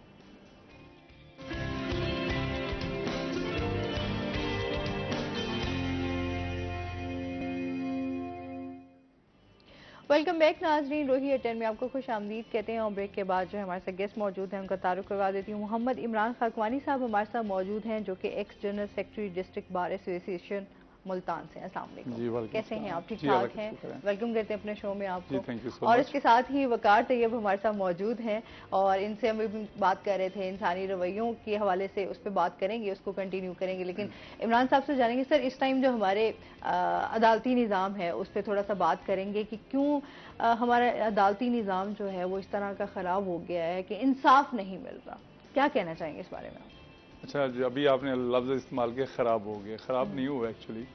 इसमें थोड़ा सा इसको अदालती निज़ाम को ठीक करने की ज़रूरत है।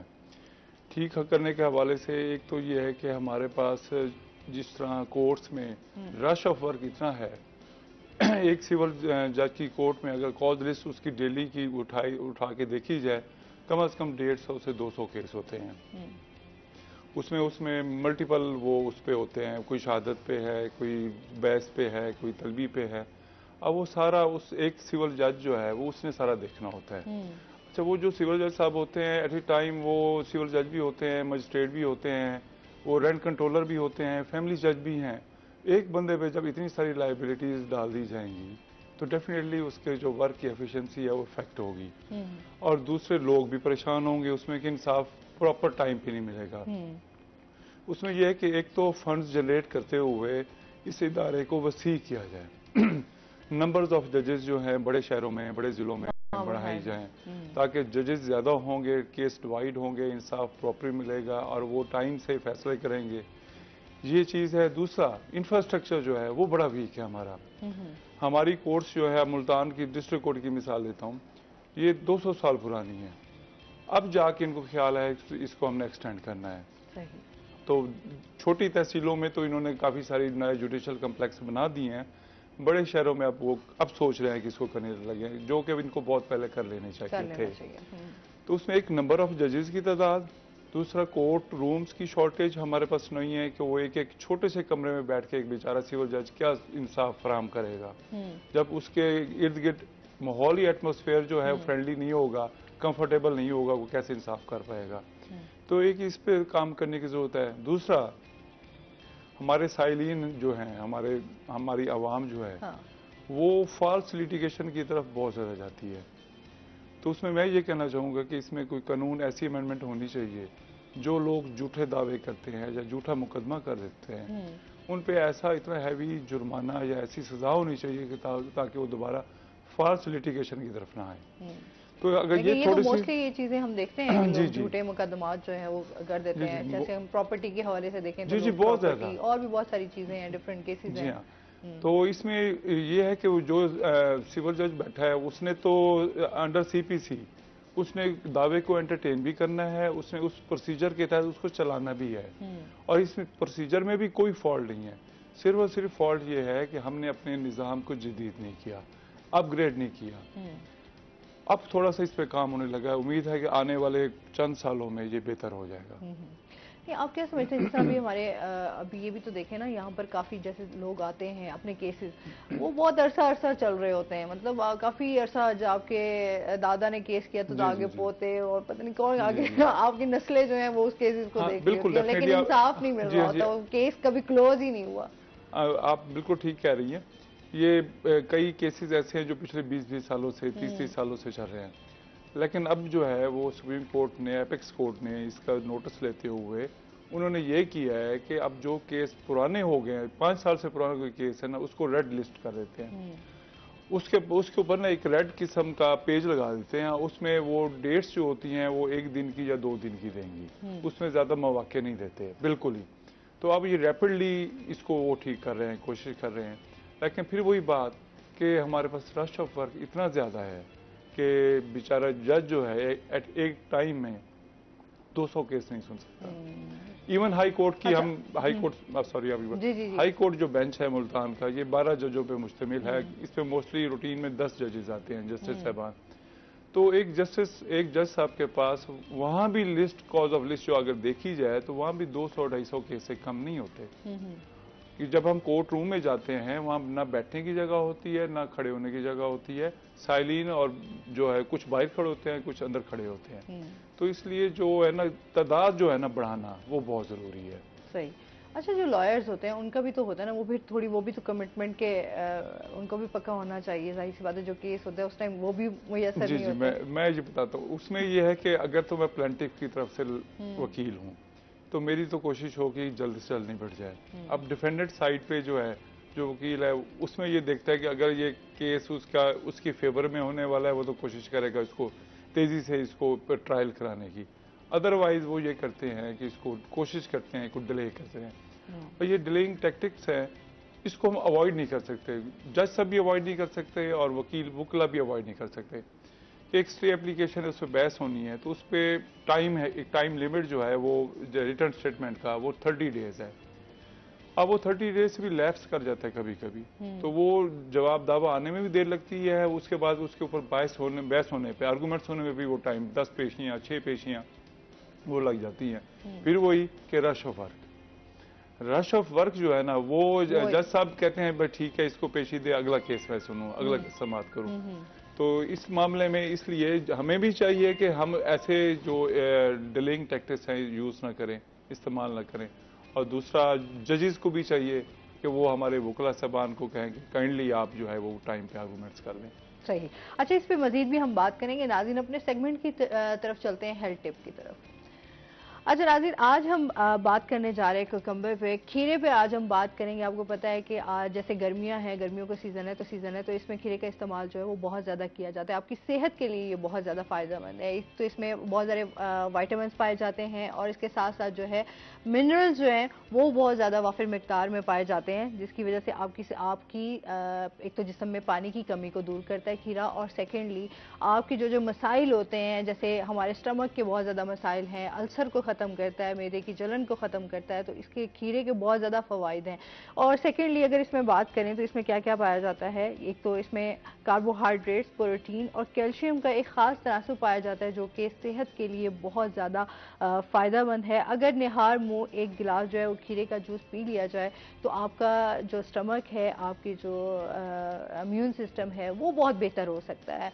अच्छा, इसके अलावा आपको खीरे के बहुत सारे फ़वाइद हो सकते हैं। एक तो जैसे मैंने आपको बताया कि आपके जिस्म में पानी की कमी, क्योंकि हम पानी बहुत कम पीते हैं, अगर हम सलाद के तौर पर खीरे का इस्तेमाल करें तो ये आपकी सेहत के लिए बहुत अच्छा है। वेट लॉस के लिए जो आजकल लोग बड़े परेशान होते हैं कि हमारा वज़न बढ़ रहा है और वज़न की वजह से जो है हम लोग और भी बीमारियों में जा रहे होते हैं, उसके लिए खीरा जो है वो बहुत ज़्यादा फ़ायदेमंद है। आप सलाद के तौर पे इस्तेमाल कर सकते हैं इसको। वैसे पानी में भी अगर हम इसको रखें और उसके बाद जो है पानी का इस्तेमाल करें तो उसके लिए बहुत ज़्यादा फ़ायदेमंद है। और सेकेंडली हमारी जो जल्द के मसाइल हैं, बहुत सारी ख़वातीन हमारी घर की जो हैं उनको एक्ने का प्रॉब्लम होता है, रिंकल्स का प्रॉब्लम होता है, छाइयों का जो एक स्पेशली हम देखते हैं उसके बहुत सारे मसाइल हैं, तो उसके लिए खीरा बहुत ज़्यादा फ़ायदेमंद है। अगर आपके डार्क सर्कल्स हैं तो आप अगर खीरे के जो है उसको काट के उसके पीसेस जो हैं आप अपनी आंखों पे रखेंगे कुछ देर के लिए तो आपको बड़ा सुकून भी मिलेगा और आपके आंखों के जो डार्क सर्कल्स हैं वो भी ख़त्म हो सकते हैं। और इसके साथ साथ जदीद रिसर्च के मुताबिक खीरा जो है आपको कैंसर से भी बचाता है।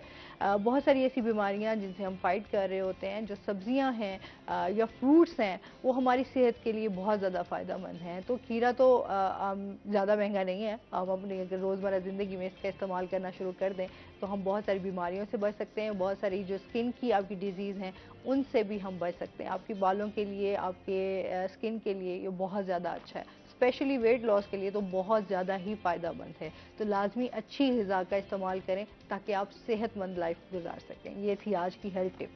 अच्छा जी, वापस आते हैं अपने टॉपिक की तरफ। हम वकार से वकार सोशल मीडिया पे हम बात कर रहे थे कि सोशल मीडिया हमारी लाइफ पे किस तरह असरअंदाज हो रहा है, क्योंकि लोग जो है हमारी नौजवान नस्ल, इवन हम भी कभी कभी ये होता है कि बहुत सारी चीज़ें जो हम देख रहे होते हैं ना वो हम अपने ऊपर भी हो रहा है कि यार हमारी लाइफ ऐसी क्यों नहीं है, हम इस तरह की लाइफ क्यों नहीं चाहते, यार ये बंदा इतना खुश है तो हम क्यों नहीं खुश हैं।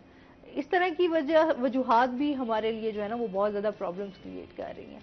क्या कहना चाहेंगे? देखिए, दो किस्म के लोग होते हैं। जब स्टेडियम में मैच चल रहा होता है तो दो लोग दो तरह परसीव करते हैं। एक होते हैं जो उन खिलाड़ियों को देख के सोच रहे होते हैं कि मैं यहाँ पर क्यों नहीं हूँ। दूसरे भी वही सोच रहे होते हैं, लेकिन वो सिर्फ सोचते नहीं हैं, वो उसके ऊपर अमल करना शुरू कर देते हैं और वो उस जगह पर पहुँच जाते हैं। और जो पहले किस्म के लोग होते हैं वो डिप्रेशन में चले जाते हैं। वो कहते हैं इनके लिए तालियां बज रही हैं, मेरे के लिए क्यों नहीं बन रही। तो वो लाइक्स की एक जंग लगी हुई है हमारे सोशल मीडिया। अच्छा, ये भी है फॉलोअर्स का एक जो हमारा इस टाइम बहुत ज्यादा क्रेज है, फॉलोअर्स होने चाहिए। ये जो नए प्लेटफॉर्म्स आए हैं, टिकटॉक वगैरह, रील्स आ गई हैं, अब उसके लिए वो 1 मिनट की वीडियो में और लाइक्स लेने के लिए हम कुछ भी करेंगे, कुछ भी करेंगे। अच्छा, इसी से हमें ट्रेंड्स का ये पता चलता है। और जैसे अभी मैं बता रहा था कि स्क्रॉल करने से हमारी जो प्रोडक्टिविटी है वो कितनी कम होती है। मोबाइल फ़ोन को एंटी फोकस डिवाइस का नाम दिया गया। हार्वर्ड यूनिवर्सिटी की एक रिसर्च है, उसमें एंटी फोकस डिवाइस का नाम दिया गया है कि अगर आप फोकस करना चाहते हैं तो पहले तो इसको साइड पे करें। इसके लिए बहुत सारी टेक्निक्स जैसे पोमोडोरो टेक्निक वगैरह का वो इंट्रोड्यूस करवाई गई है।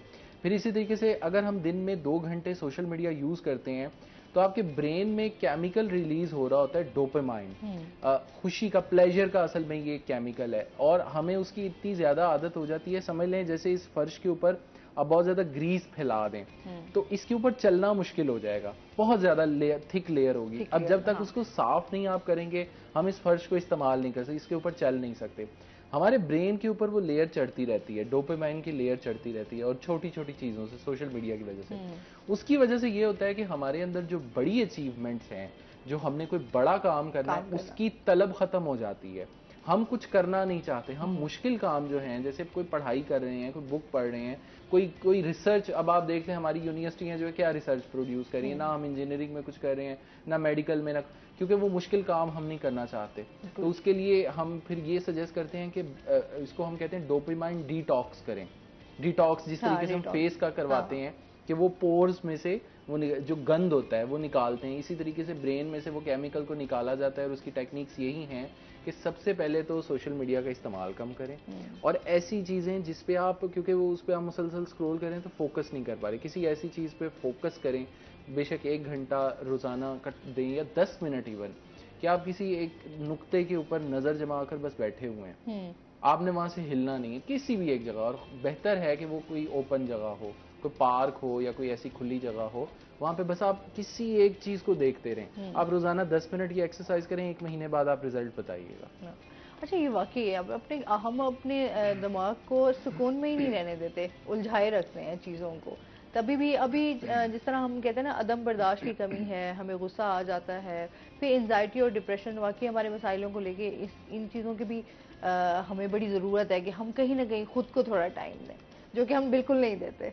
सुकून नहीं है ना, ऐसे देखिए ना, भागते जा रहे हैं, हाँ, भागते जा रहे हैं, उसमें समझ लें कि जैसे एक ट्रेन में आप बैठे हैं, दोनों तरफ आपको नज़ारे बड़े अच्छे लग रहे हैं, लेकिन उसमें से कहीं पे आप चाहते हैं कि रुके, लेकिन वो ट्रेन आपके कहने पे रुकेगी नहीं। हाँ। हमारा ब्रेन इसी तरीके से हमें चला रहा है, चलते जा रहे हैं, हम चलते भागते जा रहे हैं, और थोड़ी देर बाद आपको याद भी नहीं होगा कि पीछे क्या गुजरा था, क्योंकि आप अगले नज़ारों में खो चुके होंगे। हम ज़रूरत इसी चीज़ की है, और इस चीज़ को प्लीज़ एक एडवाइस के तौर पे या जो मर्जी समझें कि रोज़ाना कम अज़ कम आधा घंटा 1 घंटा बैठें, बगैर कुछ किए बैठें। और सबसे बेस्ट टाइम है सुबह सुबह उठने के बाद। वही हम ऐसे अहले यकीन को सबाते हक के लिए कि सुबह बैठें, उठें और फौरन मोबाइल ना यूज़ करें, बल्कि बैठें, देखें, आसमान को देखें। हज़रत इमाम गज़ाली ने आसमान को सिर्फ देखने के 10 फ़ायदे उन्होंने बयान किए, और कुरान में बहुत दफ़ा लिखा हुआ है कि ज़मीन और आसमान को देखो, इसमें निशानियां हैं मगर अकल वालों के लिए। तो वो इवॉल्व होना, हमारी आज की नस्ल जो है वो, हम कहते हैं कि हम स्मार्ट हो गए हैं, लेकिन हम अब वाइज नहीं रहे। हम एक बंद कमरे से नहीं बाहर निकलते, ये तो आसमान को फिर हम क्या देखेंगे? हम मोबाइल में इतने मसरूफ हो चुके हैं, हमारी लाइफ जो है हम ना उसको छोटा माइक्रो की तरफ हम ये देखें, मेमोरी, हमारी पूरी जिंदगी, हमारी जो पूरी दुनिया है ना, वो हमारा एक SD कार्ड के अंदर रहेगी पूरी दुनिया ऐसे ही है। अच्छा, ये चीज़ें फिर जाहिर सी बात है, हम इन चीज़ों में बहुत ज़्यादा इन्वॉल्व खुद को करते जा रहे हैं। फिर जो ये बात मैंने अभी की थी वगार से भी, कि हमारे यहाँ कम्युनिकेशन गैप बहुत ज़्यादा है, हम एक दूसरे से कम्युनिकेट नहीं करते। अब पेरेंट्स के साथ भी हमारा ये रवैया है कि हम अपने पेरेंट्स के साथ भी शेयरिंग वाला सिलसिला नहीं है, जिसकी वजह से हमारे ये बहुत सारे मसाइल हैं। अच्छा, इस पर मजीद भी हम बात करेंगे। सर, बार काउंसिल्स का क्या रोल है, उसके हवाले से बताएं। बार काउंसिल्स जो है उसकी ट्रांसफॉर्मेशन इस तरह है कि सबसे पहले जो बड़ी है वो पाकिस्तान बार काउंसिल है, जो पूरे पाकिस्तान के तमाम सूबों की जो बार काउंसिल्स हैं उनको रेगुलेट करती है। उसके बाद Punjab bar council, provincial bar council आ जाती हैं, Punjab bar council, Sindh bar council, KPK, Balochistan. ये जो है ये सूबाई लेवल पे जितनी भी तहसील बार्स आए हैं, हमारी डिस्ट्रिक्ट बार्स हैं, उनको रेगुलेट करती हैं। उनके खिलाफ मुख्तलिफ कमेटी हैं, डिसिप्लिनरी कमेटी है, कोई अपना एंटी करप्शन कमेटी है। उस हवाले से अगर किसी को कोई शिकायत है वकला से, तो वो उसमें उनको वो एड्रेस कर सकता है। दूसरा, हमारे जितने भी हम लॉ, जब बच्चा एक पास करके यूनिवर्सिटी से आता है तो वो बार काउंसिल को अप्लाई करता है आफ्टर इंटर्नशिप कि मुझे लाइसेंस जारी करें, तो वो बार काउंसिल उसको लाइसेंस जारी करती है प्रैक्टिस करने का। बाकी जो ये है उनका हमारा इंफ्रास्ट्रक्चर जो है इंटरनली जो बार काउंसिल्स हम काम करती हैं, मेन जो इनका किरदार है वो है बार और बेंच के दरमियान एक ब्रिज का रोल प्ले करना। ठीक है। अब डिस्ट्रिक्ट बार काउंसिल है या हाई कोर्ट बार काउंसिल है, तो अगर कोई ऐसा इशू क्रिएट हो जाता है बेंच और बार के दरमियान, तो वो उसको बढ़ाने के लिए वो जो ओहदेदार होता है बार काउंसिल का, वो जो होता है वो पार्ट प्ले करता है इसको मॉडरेट करने में, इसको ठीक करने में, या जो भी है इसको एड्रेस करने में। तो ये इस हवाले से बार काउंसिल मैं समझता हूँ कि बहुत कलीदी किरदार अदा करती हैं बार और बेंच को स्मूथली चलाने में। क्योंकि अगर जजेस साहबान के किसी वकला को शिकायत है कि फलां जज साहब ने बड़ी सख्ती की है या उनका रवैया अच्छा नहीं है कोर्ट में तो वो फिर जो प्रेसिडेंट होगा बार काउंसिल का उसको जाके कहेगा कि इस तरह है। तो वो प्रेसिडेंट जो है वो एक through proper channel district and session जज को मिलेगा और उस बात को उनको बताएगा ये जज साहब के खिलाफ ये शिकायत है। ठीक है। इसी तरह किसी जज साहब को, सिविल जज साहब या हाई कोर्ट के किसी जज को कोई शिकायत हो जाती है कोई ऐसे लॉयर के खिलाफ जो आके कोर्ट का डेकोरम का ख्याल नहीं करता, तो वो भी प्रेसिडेंट डिस्ट्रिक्ट बार को जो है वो कॉल करेंगे और बताएंगे कि ये मामला है तो आप इसको देखें। तो ये जो चीज़ है कोर्ट वर्किंग को और बार वकला की जो इतनी बड़ी तादाद है अब बढ़ती जा रही है डे बाय डे, तो उसको चलाने के लिए आपस में उनका तालमेल अच्छा रखने के लिए मैं ये समझता हूँ कि बार काउंसिल का किरदार बहुत बुनियादी है और कलीदी है और ये आहिस्ता आहिस्ता टाइम के साथ इम्प्रूव हो रहा है और इसको बेहतर से बेहतर हो रहा है। सही। पाकिस्तान बार काउंसिल्स ने काफ़ी सारी तब्दीली की हैं इस एक्ट में और इसमें जो यंग नए आने वाले लॉयर्स हैं उस हवाले से भी उन्होंने प्रोफेशनली बड़ा अच्छा काम किया है। सही। तो अभी जो यंग लॉट लॉयर्स की आ रही है इस हवाले से आप किस समझते हैं जो यंग आ रहे हैं लोग इस तरफ आ रहे हैं उनका स्कोप भी देख रहे हैं कि अच्छा है, तो उनको किन मसाइल का सामना करना पड़ता है? लॉयर्स को सबसे पहले जब वो अपने वकालत के शोबे में आते हैं ना तो वहाँ एक प्रॉपर उनको सीखने के लिए ना मिलती नहीं जगह नहीं मिलती। हाँ जगह नहीं मिलती। प्रैक्टिस करने इवन सीनियर्स हम सीनियर्स हैं हमारे जूनियर्स आते हैं तो हम प्रॉपर टाइम नहीं दे पाते उनको प्रॉपर सिखा नहीं सकते। तो उसके लिए अब बार काउंसिल ने पाकिस्तान बार काउंसिल ने ये किया है कि लॉ मूड क्लासेस उन्होंने कंपलसरी कर दी हैं। ठीक है। अब उन्होंने बल्कि रिसेंटली एक लॉ पास किया है कि उन्होंने कहा है कि अब जो नया वकील आएगा लाइसेंस लेके तो वो जब तक 6 महीने की मेंबरशिप का टेन्योर पूरा नहीं करेगा तो वो वोट कास्ट नहीं कर सकेगा। ठीक है। ताकि उन 6 महीने में वो अंडरस्टैंड कर ले कि मैंने वोट देना है तो किसको देना है, मैंने अपना कोई अगर लीडरशिप को आगे लेके आना है जो बार को रिप्रेजेंट करे तो उसको समझ तो होना कि मैंने किसको वोट देना है। सही। तो इस हवाले से ये चीज़ें भी हो रही हैं। दूसरा सबसे जो है ना वो ये है कि हमारे जो कॉलेजेस हैं यूनिवर्सिटीज़ हैं वो लॉ मूड कोर्सेज करवाएं। पता होना चाहिए कि कोर्ट प्रोसीजर कैसे है, अदालत में पेश कैसे होना है, कोर्ट का डेकोरम का ख्याल कैसे करना है, एक केस आया है उसका ब्रीफ हमने किस तरह प्रिपेयर करना है। तो ये चीज़ें जो है ना वो कुछ इदारे बनेंगे कुछ चीज़ें बनेंगी तो ये सारी ठीक होंगी जो कि हो रही हैं। मोस्टली नौजवानों की शिकायत होती है बाकायदा कि जो हमारे सीनियर्स होते हैं वो हमें सिखाते नहीं है प्रैक्टिस करने या कोई भी किसी केस है उसमें फौरन से स्नप कर देते हैं कि नहीं आप ये नहीं करेंगे। नहीं ऐसी सूरत हाल नहीं है, सीखना आपने खुद होता है। ठीक है ना, सीखने जो है ना काम जो है मैं ये समझता हूँ 2 चीज़ें आपको कराती हैं, एक आपको या तो पैशन होना चाहिए या फिर आपकी ज़रूरत होनी चाहिए। ये जो 2 चीज़ें हैं ना ये आपको बहुत जल्दी सीखने पे माइल करती हैं। तो पैशन जो होता है वो अगर वो टीचर उसको प्रॉपर तवज्जो ना भी दे रहा हो ना वो टीचर की तवज्जो हासिल कर लेता है। इसी तरह जिसको काम करने की ज़रूरत है वो भी एफर्ट करके काम कर लेता है। ये एक लेम एक्सक्यूज़ है कि हमारा सीनियर जो है वो हमें सिखा नहीं रहा। जी बात को ऐड करूँ, शाह शम्स तबरेज़ का उस पर लिखा हुआ है हर किसी की ज़िंदगी में तबरेज़ आता है, हम रूमी नहीं बनना चाहते। बिल्कुल सही कह रहे हैं। तो एक्चुअली हुआ ये है, अभी मैं वकार भाई बड़ी अच्छी बातें कर रहे थे सोशली कि हमारा जो फैमिली सेटअप है ना जो हमारे सब कॉन्टिनेंट का मेन मैंने ये देखा है कि जो जहाँ से हम सीखते थे हमने भी कुछ सीखा है वो एक था जॉइंट फैमिली सिस्टम। उस जॉइंट फैमिली सिस्टम में हम ये देखते थे कि बुजुर्ग भी हैं, हम एज भी हैं, हमसे छोटे भी हैं। तो उसमें ये देखते थे कि जब कोई बुजुर्ग आ गया है तो हमारे पेरेंट्स ने उसको कैसे वेलकम किया है, कैसे मिले हैं, किस अदब से बैठे हैं, किस ये उन्होंने हमें सिखाया नहीं, हमने देख देख के सीखा है। बिल्कुल ऐसी। अब सूरत हाल है कि फैमिली जो है जॉइंट फैमिली सिस्टम रहा नहीं है मेरे ख्याल में, कोई कहीं भी नहीं रहा, इवन देहातों में भी नहीं रहा। नहीं बहुत कम बिल्कुल खत्म नहीं हम कह सकते क्योंकि अभी भी बहुत सारे लोग जो हैं वो एक साथ रह रहे हैं, लेकिन हाँ हमारे मसाइल हमारा लाइफस्टाइल चेंज हुआ है। मसाइल अभी फोन की बात हो रही थी कि वो अगर कहीं रह रहे हैं तो उसमें भी फिर वो जो फोन है मोबाइल फोन उसने हमें तनहा कर दिया है। और दूसरा हमारे जो इंस्टीट्यूट्स थे, मैंने जब दाखिला लिया स्कूल में तो मैंने देखा कि स्कूल के जो लॉन्स हैं, प्लेइंग एरियाज हैं, बहुत बड़े बड़े हैं और स्कूल की बिल्डिंग भी बड़ी ग्रैंड किस्म की, बड़ी ह्यूज किस्म की, जहाँ हमें हर एक्टिविटी करने को मिल जाती थी। लेकिन अब स्कूल छोटे छोटे घरों में, छोटी छोटी बिल्डिंग्स में, मल्टी स्टोरी बिल्डिंग्स में कन्वर्ट हो गए हैं। ग्राउंड्स नहीं है खेलने को, बच्चे को ग्रूम करने को, हेल्दी एक्टिविटी नहीं है। तो वो उसको ये चीज है, उसके जहन में है ही नहीं कि ये ऐसा भी कोई चीज होता है ग्राउंड में। और इवन शहरों में, बड़े शहरों में ग्राउंड्स होते थे, बड़े बड़े पार्क होते थे, हम जाते थे। अब उनकी भी कोई अपग्रेडेशन नहीं हुई, कोई उन्होंने पार्क बनाया नहीं है, ग्राउंड्स और बनाए नहीं है। ये पूरा हेल्दी एक्टिविटीज जो है ना वो खत्म हो गई जी जी, ये होनी चाहिए। सही। अच्छा वकार, बहुत शुक्रिया, बहुत अच्छा लगा आपने हमें टाइम दिया। और इसके साथ ही नाज़रीन, अभी हमने जाना है ब्रेक पे, हमारे साथ रहिएगा।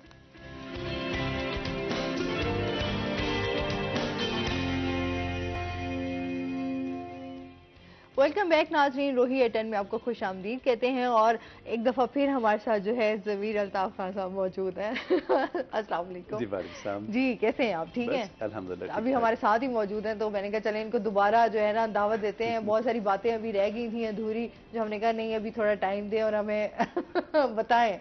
अच्छा, मोटापे के हवाले से भी हम बात कर रहे थे, उस टाइम फिटनेस की बात हो रही थी नाजरीन, उससे 1 घंटा पहले भी हम बात कर रहे थे कि किस तरह हम अपने आप को फिट रख सकते हैं, सेहत का ख्याल रख सकते हैं। अच्छा, मोटापा इस टाइम बहुत ज़्यादा, चाहे ख़वातीन हैं चाहे मर्द हजरात हैं, क्योंकि हमारा अब एक तो लाइफस्टाइल चेंज है, फिर जो हमारे जॉब जैसे बैंकर्स हो गए, जो ऑफिस में काम करते हैं किसी भी इदारे में, उनका बैठने का काम ज़्यादा होता है और बैठने की वजह से मोटापा जो है वो दिन ब दिन उसमें भी इजाफा होता जा रहा है। किस तरह हम इससे निजात हासिल कर सकते हैं मोटापे से? देखिए, WHO ने इसको डिस्क्राइब इस तरह से किया था। पहले उसने डिस्क्राइब किया था कि अपना cancer is a mother of diseases, कहते no, cardiac is a mother of diseases. जो लेटेस्ट जो उनकी रिसर्च थी उन्हें कहा no, obesity is a mother of diseases. ये तो पहले अपने दिमाग में मोटापा तमाम बीमारियों, क्योंकि जब मोटापा होगा, constipation, gas trouble, cardiac issue, diabetes, hypertension, मतलब एक तमाम बीमारियां आपके साथ साथ हैं। और होता क्या है कि ये बहुत सारी तो ऐसी, बल्कि 2, जैसे हम कहते हैं साइलेंट किलर, जैसे डायबिटीज़, हाइपरटेंशन जैसे साइलेंट किलर। अब क्या इसमें ज़्यादातर स्ट्रोक होता है। अब लोगों को अपनी सेहत का इस अंदाज में ख्याल करना चाहिए कि जब उनको पता है कि मैं मोटा हूँ, अपना ब्लड प्रेशर, शुगर को लाजमी कंट्रोल करें। हेडिक होता कहते हैं या नॉर्मल स्ट्रेस की वजह से मुझे हेडिक, ये पता नहीं उसका 180 क्रॉस या 200 क्रॉस कर चुका हूँ, पता नहीं, पता चलता है कि स्ट्रोक हुआ, पर डिक्लेयर हो गया हाइपरटेंशन की वजह से होगा। फिर जिस्म में एकदम कम वीकनेस महसूस होती है, कहते हैं ऐसे शायद डिहाइड्रेट हो गए, कमजोरी हो गई, ये पता नहीं कि उसकी शुगर लेवल हाई थी या लो थी, उस वजह से है। तो इसलिए इनको बहुत ज़्यादा ख्याल करना चाहिए। और जहाँ तक है अपनी सेहत के हवाले से, बुजुर्ग कहते हैं कि सुबह का नाश्ता बादशाह सलामत, दोपहर वजीर, रात को फकीर वाला लेना चाहिए। हम लोग क्या करते हैं कि रात को रजगी खाते हैं, सुबह भूख नहीं लगती, दोपहर में काम में मसरूफ होते हैं और एक स्केड्यूल बना लेते हैं कि वो रात में रज के खाना, सो जाना, जिसकी वजह से वजन बढ़ता चला जाता है। इस चीज़ को मॉनिटर करना है। मतलब है सुबह का नाश्ता कंपल्सरी है। सुबह का नाश्ता इसलिए अच्छा तकड़ा किस्म का ज़रूरी होता है कि सारा दिन आपने काम करना है। अच्छा, अगर सुबह सिर्फ नाश्ते में आप अगर दही का इस्तेमाल कर लेते हैं तो क्या वो इनफ है आपकी सेहत के लिए? देखें, या फिर आपको मील लेना है प्रॉपर? देखें, आपने अब बैठे हैं ना, आप कि जिस समय ताकत है ना तो आप लॉन्ग स्टे करेंगे। आप अगर आप में ताकत नहीं है, ज़ाहिर बात है भूख हमें एनर्जी देती है, जब भूख लगती है खाते हैं तो जिस समय ताकत आती है। जब जिस समय ताकत नहीं काम करने की तो आप कैसे आप काम करेंगे? आप देखें ना कि 8 घंटे तो कंपल्सरी होते हैं कि सुबह जब भी निकलना है 8 घंटे हमने काम करना है। और ये तो मिनिमम, वैसे तो लोग जो है वो तकरीबन 12 घंटे काम करते हैं। तो हमें जो सुबह जो है, चूँकि नाश्ता अच्छा लेंगे तो हमारा एक एंथुसियाज्म रहेगा काम करने का, ताकत रहेगी, पॉजिटिव रहेंगे और काम करने का मज़ा आएगा। अगर हम सुबह नाश्ता करके नहीं आते तो एंजाइटी, फटीग, डिप्रेशन, स्ट्रेस, इसमें हम लोग मुब्तला होते चले जाएंगे। इसलिए जैसे मैंने कहा थी कि बुजुर्ग कहते हैं सुबह का नाश्ता बादशाह सलामत वाला रहने चाहिए, सारा दिन काम करना। लाजमी आपको नाश्ता करना चाहिए। बिल्कुल बिल्कुल। तो उसके बाद है आप बैलेंस डाइट, जैसे मैंने पहले बताया था कि अपनी डाइट बैलेंस रखें। अपनी फिटनेस का ख्याल आप इस तरह से कर लेते हैं 50% आपकी बैलेंस डाइट है। अब बैलेंस डाइट में आपकी वेजिस, फ्रूट्स, नट्स, जोकर और इस तरह से आपके जो है दूध वगैरह सब कुछ उसमें आ जाता है। मतलब हर चीज़ को स्केड्यूली लेके चलें। और पानी मिनिमम, मैक्सिमम इस्तेमाल हमें करना चाहिए। और इसके बाद जनाब आपकी जो है एक्सरसाइज वो 50% आपकी डाइट, 25% आपकी नींद और 25% आपकी एक्सरसाइज कंपल्सरी। बेशक आप वॉक करें, जॉगिंग करें, जिम करें, कोई स्पोर्ट्स करें, कोई एक्टिविटी आप लाजमी करें, इससे आपकी सेहत आपकी अच्छी रहेगी। अगर आप वही लेट नाइट ईटिंग का स्केड्यूल अडॉप्ट करते रहेंगे तो उसमें क्या आप ओवर एज दिखेंगे, आप मतलब आपका आप अपने जिस्म की अपना ख्याल नहीं करेंगे तो बीमारियों में ज़्यादा मुब्तला हो जाएंगे। तो ये सबसे इम्पोर्टेंट चीज़ है। अच्छा सर, जिस तरह हम बात कर रहे थे यंग जनरेशन के कि किस तरह नौजवान अपने आप को आगे लेकर आ सकते हैं, ख़वातीन के हवाले से भी जानना चाहूँगी कि ख़वातीन को क्या क्या फैसिलिटीज़ मिल रही हैं? वकालत के हवाले से जैसे यंग एक लड़का जो है वो आता है नया, तो इसी तरह की जब फीमेल आती है तो उसके लिए भी वही वैसी अपॉर्चुनिटीज होती हैं। ठीक है। एक्चुअली बात ये है कि आप कितने मेहनत करने वाले हैं और कितना ज़्यादा अपने आप को जो है वो आगे लेके जाना चाहते हैं। इस हवाले में ख़वातीन पीछे थोड़ी सी रह गई हैं या रह जाती हैं। उसमें ये है कि हमारी जो सोसाइटी है ना, ख़ास तौर पे वो इस चीज़ को एक्सेप्ट नहीं करती कि एक लेडी लॉयर जो है वो हमारे केस को प्रॉपर डील कर पाएगी या नहीं कर पाएगी। क्योंकि हमारा जो साउथ पंजाब है, मैं साउथ पंजाब के बारे से बात करूँगा, तो उसमें जो मोस्टली क्लाइंट है वो देहाती इलाके का है। अब देहाती इलाके का क्लाइंट है ना, वो जो है वो ट्रस्ट थोड़ा सा फीमेल लॉयर पे कम करेगा बनिस्बत एक मेल लॉयर के। लेकिन अगर आप मेहनत तो दोनों बराबर इक्वल, तो अगर आप मेहनत करते हैं, मेहनत करने के बाद एक आप नाम बनाते हैं, किसी एक फील्ड में एक्सपर्टीज हासिल कर लेते हैं, तो मैं नहीं समझता कोई ऐसी चीज़ हो जिसमें आप पीछे रह जाएं, जो रुकावट बने। ये सारा है एफर्ट का और मेहनत का। जितनी मेहनत करेंगे आप उतने अच्छे वकील बनेंगे, उतने अच्छे आपको अपॉर्चुनिटीज मिलेंगी आगे बढ़ने की।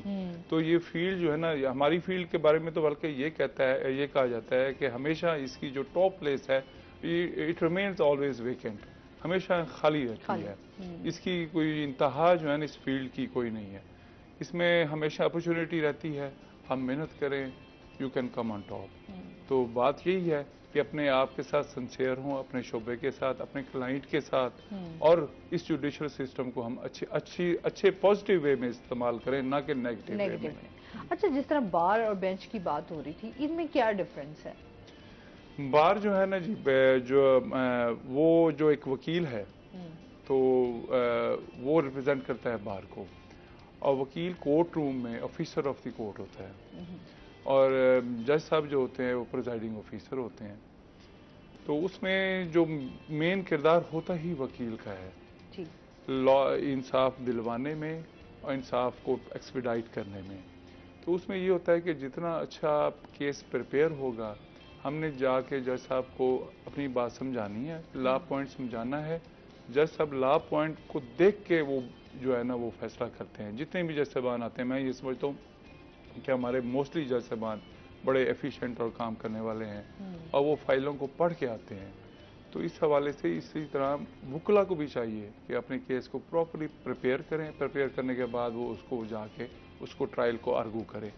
तो उसमें यही है कि आप जो है अपने केस के जो मेन लीगल पॉइंट्स हैं उसको आप जो हाईलाइट करते हुए जब जज साहब को बताएंगे, और डेफिनेटली जज साहब जो बैठे होते हैं वो वकील से ही समझते हैं केस में कि इसमें कौन सा लॉ पॉइंट आप नया देंगे जो इस केस का रुख मोड़ देगा।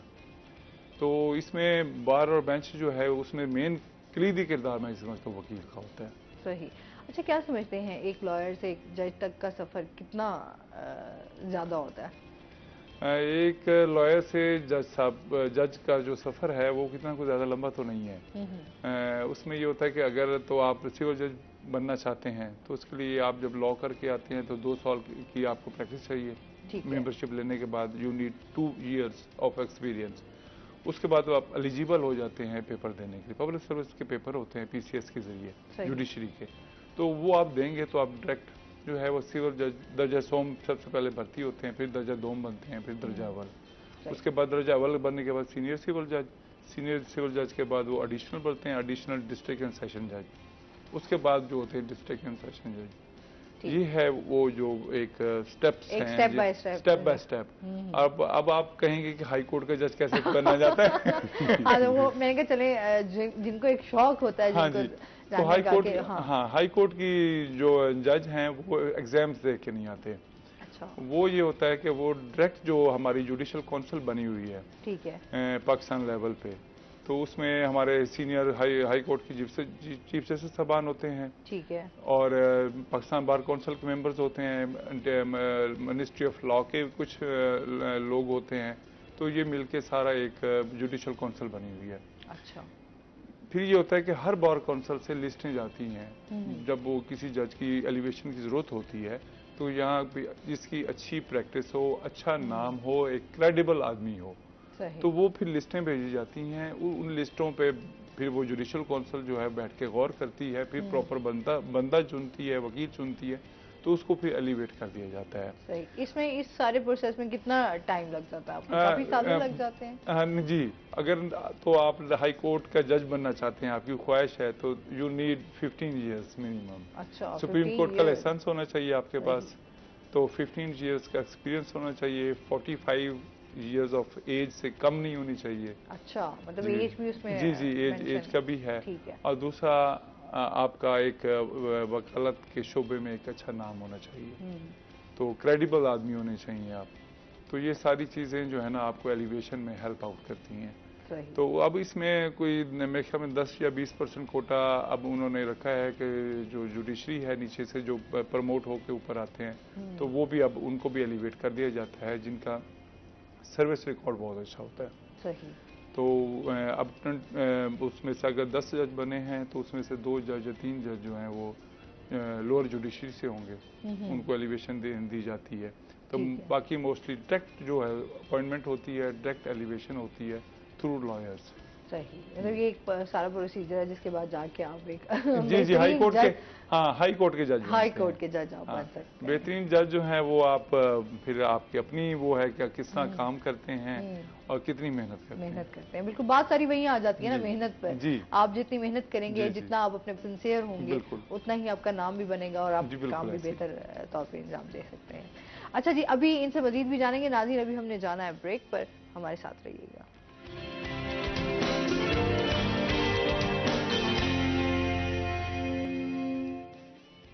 वेलकम बैक नाजरीन, रोही एट 10 में आपको खुश आमदीद कहते हैं। और नाजरीन, हमारे रोही के जो है DSNG अंसर अब्बास हैं इंजीनियर, उनके बेटे की बर्थडे है, उनका नाम है जी इफ़रत अब्बास।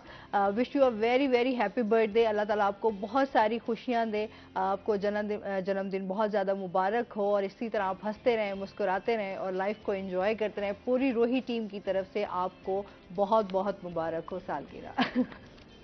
अच्छा जी, हम बात कर रहे थे मोटापे के हवाले से, और डाइट प्लान आपका क्या होना चाहिए? नाश्ते में अच्छा क्या होना चाहिए, क्या खाना चाहिए? लोग जो होते हैं ना वो कहते हैं अगर बादशाहों वाला नाश्ता करना है तो उसमें आपके पराठे होने चाहिए, जो आपकी हेल्दी डाइट है। आपने कुछ लोग तो पाए भी खा रहे होते हैं, चने भी, और इस तरह की चीज़ें खा रहे होते हैं, वो कहते हैं ये एक अच्छा और हेल्दी नाश्ता है। क्या कहना चाहिए? देखिए, हर बंदे की एक अपनी चॉइस है। जैसे हम लोग बूफे जाते हैं, बूफे ब्रेकफास्ट पे, उसमें देखें एक बैलेंस डाइट का पूरे मतलब एक अरेंज किया होता है। एक जगह पे समझो वेजिस होती हैं, सेकंड पे फ्रूट्स होते हैं, थर्ड पे जब नट्स होते हैं, फोर्थ पे अपना दही वगैरह, दूध वगैरह, जूसेस वगैरह, ये सारा सब कुछ उन्होंने रखा। अब वो अच्छा, अगला जो पोर्शन होता है वही दही अपना जो है वो हलवा पूरी और नान चने और इस तरह से पाए। अरे बहुत सारा हम ऐसे तगड़ा नाश्ता जो है ना तैयार होता है। अब वो डिपेंड बंदे पे करता है कि आया कि वो कितना हेल्थ कॉन्शियस है। अगर हेल्थ कॉन्शियस है, पहले तो उसका हाथ जो है ना फ्रूट्स पे जाएगा, जूसेस की तरफ जाएगा, उसके बाद जितनी और नट्स पे जाएगा ये। अब अगर होता है जिससे केयरलेस पर्सन होते हैं, उसमें सबसे पहले नान चने और पाए इसकी तरफ उसका जाएगा, हाथ जाएगा। बेसिकली बंदे को शऊर दिया जाता है अपने आप को। मतलब अगर खुद हेल्थ कॉन्शियस है, उसका कहता है मैं अच्छी लुकिंग, अच्छा नजर आऊँ, अच्छा दिखूँ, तो वो सिंपल सी बात है, उसने सिर्फ उतना खाना जितनी उसको ज़रूरत है। अगर एक्सेसिव से एवरीथिंग इज़ बैड। जब एक्सेस करेंगे तो सिंपल सी बात है कि आप ओवर वेट हो जाएंगे। ओवर वेट हो, चलना फिरना आपके लिए मुश्किल हो जाएगा। हाँ। तो अब डिपेंड करता है कि मेरा भी है। सुबह मेरा नॉर्मली होता है कि सुबह मैंने 2-3 गिलास पानी के पीने, उसके बाद मैंने ट्रेनिंग करनी है, मैं लाजिम ब्लैक कॉफी पीता हूँ। लोग कहते हैं पीनी नहीं चाहिए, मुझे कई साल हो अच्छा गए। ये ब्लैक कॉफी वाला ना मैं खैर नहीं पी सकती, मैं बड़ी कोशिश अच्छा की उसमें फिर क्या होता है, ब्लैक कॉफी की तरफ आने की, नहीं, वो उसका वही होता है। अगर जो लोग कहते हैं ना नहीं पी जाती है, उसके बाद लगती प्यास।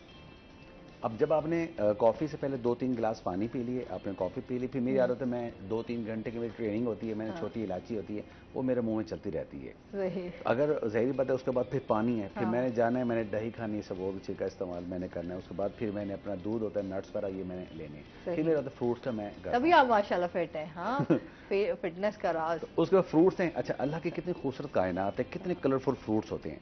अब जब आपकी टेबल पे मुख्तलिफ फ्रूट्स होते हैं, आपको आप एंजॉय करते हैं यार, अच्छा लगता है आपको।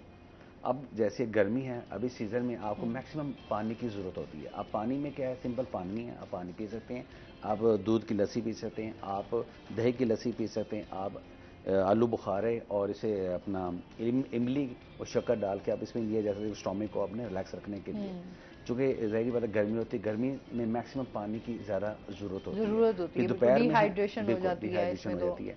फिर दोपहर में आप जो है ज़्यादातर अपना पहले से पानी पिए, मतलब खाने से पहले लाजमी 1-2 गिलास पी लें। अब अगर आपने चाहते हैं कि कम खाना पड़े, उसके बाद आप सलाद, जैसे मैंने आपको बताया था कि आपने ब्लैक और अपना रेड लोबिया, वाइट लोबिया और ब्लैक चने, वाइट चने और जो है अपना कॉर्न जो है मकई, उसको रात को भिगो के रखें, सुबह उसको बॉयल करें और उसको थोड़ा सा ड्राई करके फ्रिज में रखते हैं। जैसे आपको भूख लगती है आप सलाद बनाएं, उसमें ये सब चीज़ मिक्स कर दें। पुदीना लाजमी आप यूज़ करें। फिर जैसे रायता मैंने बताया था, धनिया, पुदीना, लहसुन, अदरक, टमाटर को ग्राइंड करें, दही में मिक्स करके आप ये सारा आप खाएं। घर में जो भी बना है, आप चम्मच से सालन खाना चाहते हैं या बॉयल खाना, हर बंदे का टेस्ट होता है। कोई बॉयल करते हैं, कोई स्टीमर। मुझे ज़्यादा, मैं लवर हूँ, स्टीम लवर हूँ मैं, मतलब स्टीम चीज़ें मुझे ज़्यादा अच्छी लगती हैं वो। तो वो मैं तो वही खाता हूँ। जैसे आपको जैसे दौर है, लोग कहते हैं कि बहुत ज़्यादा महंगाई है, घी बहुत महंगा ही है, तो आप मतलब स्टीम महंगाई तो है, हेल्थ भी है, बट हम अब क्या कर सकते हैं, क्या खाना भी है, बट पेट भरना ना। बेसिकली हम लोग इतनी अप्रोच लोगों की नहीं होती कि वो फ्रूट्स का इस्तेमाल कर सके, बट ये कि जो भी वेदर के मुताबिक जैसे फ्रूट सस्ता है वो लाजमी खाइए। हम लोग क्या करते हैं कि जो हम लोग जो फास्ट फूड का ज़्यादा इस्तेमाल करेंगे, जो ऑर्गेनिक चीज़ें हमारा दिल नहीं करता खाने को, हमारा फ़ौरन दिल चाहता है मैं समोसे खाऊं, मैं पकोड़े खाऊं, मैं दही भल्ले खाऊं, मैं जिंगर खाऊं, मैं बर्गर खाऊं, मैं पिज़्ज़ा खाऊं। उसका ये जो पॉजिटिव लोग होते हैं उनका वो इस तरफ माइंड नहीं जाता, उसका कहता है ऑर्गेनिक चीज़ें खाऊं। अच्छा फिर खाना भी मैं समझती हूँ, अगर आप चीज़ें छोड़ भी नहीं सकते, जाहिर सी बात है, आपने अपनी जुबान का टेस्ट जो है ना वो हर हाल में कहीं ना कहीं चेंज करना होता है। 7 डे वीक एक जो दिन होता है ना वो तो चीट डे होता है। अब चीट डे में क्या है कि आपने एक वक्त चीटिंग करनी है, 3 वक्त में चीटिंग नहीं करनी। सही। अगर सुबह में आप खाते हैं तो आप रज के खाएं, ताकि पूरा हफ्ता अगर आपने खाना, आपने पिज़्ज़ा खाना तो राज की दफ़ा मतलब लाज खा लें, उसके बाद आपका दिल ही ना करे एक आदत। अच्छा खा नहीं सकते ऐसे भी, मतलब आप बहुत कम लोग, मैं तो कहते 1 या 2 पीसेस से ऊपर नहीं जा सकते। भाई मैं तो अभी कुछ ऐसे पहले इस्लामाबाद था तो वहीं एक ट्रेन पिज़्ज़ा लेके आए। अच्छा माशाल्लाह, कोई मेरे ख्याल अच्छा खासा बड़ा था वो। मैंने क्या कहते हैं हम 2 बंदे खा रहे हैं, मैं यार हिम्मत है तुम लोग की, हम तो एक पीस ला से एक पीस ही खा बस सफिशिएंट है। हम लार्ज में भी 1 पीस 2 पीसेस से ऊपर नहीं जा क्योंकि बहुत ज़्यादा इसमें कैलोरीज पिज़्ज़ा लवर जो होते हैं वो तो फिर खैर पिज़्ज़ा शौक से खाते हैं, फिर उनका तो काम ही यही होता है ना, पिज़्ज़ा खाएं आप जो भी दिल करे, इस तरह फास्ट फूड। देखें बात ये हम जो भी पर्सन है जो प्रोग्राम देखें, रात सोते हुए ना एक चीज़ अपने माइंड में स्ट्राइक करें कि पूरे 24 घंटे में आपने अपनी सेहत के लिए अच्छी कौन सी खुराक खाई है, जिसके बेस पे आपने सारा दिन काम करना है और आपने एक लंबी ज़िंदगी गुजारनी है। अगर आप ठीक है, ये शौक होता है, मैं उस होटल में जाता हूँ, उस होटल में बड़ा प्राउड फील करके बताते हैं, आप देखेंगे कि सारी रात वो सो नहीं सकते, उनको ऐसी प्यास लगती है। जो मसाला जाते हैं वो बड़े मतलब ख़तरनाक किस्म के मसाला जाते हैं जो लोग यूज़ करते हैं, बट उसके बाद उनका हाल देखें तो स्टोमक का असर हो जाता है, स्टोमक जैसे बीमारियां फैल जाती हैं। स्टोमक, अच्छा आजकल मैदे वाली बीमारियां ही बहुत ज़्यादा हैं, हमें स्टमक का बहुत ज़्यादा इशू है हमारे। वो 99 मैं कहता हूँ 99% लोगों के साथ है जो बाहर से खाना खाते हैं, जो घर को नज़रअंदाज करते हैं, इसलिए वो ज़्यादा वो बीमार रहते हैं। तो बेहतरीन और फिर हमारे बच्चे भी तो स्पेशली है ना, वो भी हमारे बच्चे भी नहीं खाते, ये भी बड़ा एक मसला है। बच्चों की हमने रूटीन चेंज कर दी है, बाहर के जिस तरह आपने खाने शाने फास्ट फूड जो है वो बच्चे बड़े शौक से खाते हैं। फिर कहते हैं महंगाई है, बहुत महंगाई है, हम लोग नहीं ले सकते। अब तो रात का खाना जो है वो तो घर बनना बंद हो गया, फूड पांडा आता है। हाँ जी, फूड पांडा बारी बारी आता है, एक नहीं आता, बारी बारी हर 10 मिनट बाद आ रहा होता है। कभी किसी बच्चे ने फोन किया हो, भाई तो आप किसके लिए, आप जी फलां ने कॉल की है जी, फलां का मतलब ऑर्डर है। असल में वो ये हो गया ना कि हर बंदे का एक टेस्ट डिफरेंट है, खाने का कुछ दिल चाह रहा है, तो अगर घर में खाना उस तरह पहले होता है एक ही हांडी बनती है ना सारे हाँ जी, खाने, हाँ जी। आपको यही खाना पड़ेगा। अब वो वाला सीन कि नहीं ये नहीं खाना, एक ही हांडी बनी है तो हम ये सारे नहीं खा सकते। किसी का अगर कुछ भी दिल कर रहा है तो वो जी जी, डिफरेंट बस अपना वो ऑर्डर कर सकता है। एक कॉल पे वो आप हाँ, फैसिलिटी बस। ऐप है पड़ी, उन्होंने ऑर्डर क्लिक करना है और ऑर्डर कर देना ऑर्डर है करें, बस। बिल्कुल ऐसे ये हमारा लाइफ स्टाइल जी चेंज हुआ है ना। अच्छा सर, जिस तरह सुप्रीम कोर्ट के हवाले से भी जानना चाहेंगे कि जो सुप्रीम कोर्ट है वो किस तरह अपना रोल प्ले कर रही है? सुप्रीम कोर्ट ऑफ पाकिस्तान जो है जी, वो उसने भी माशाल्लाह बड़ी रेवोल्यूशनरी किस्म की तब्दीलियां वो जुडिशरी सिस्टम में लेके आई हैं।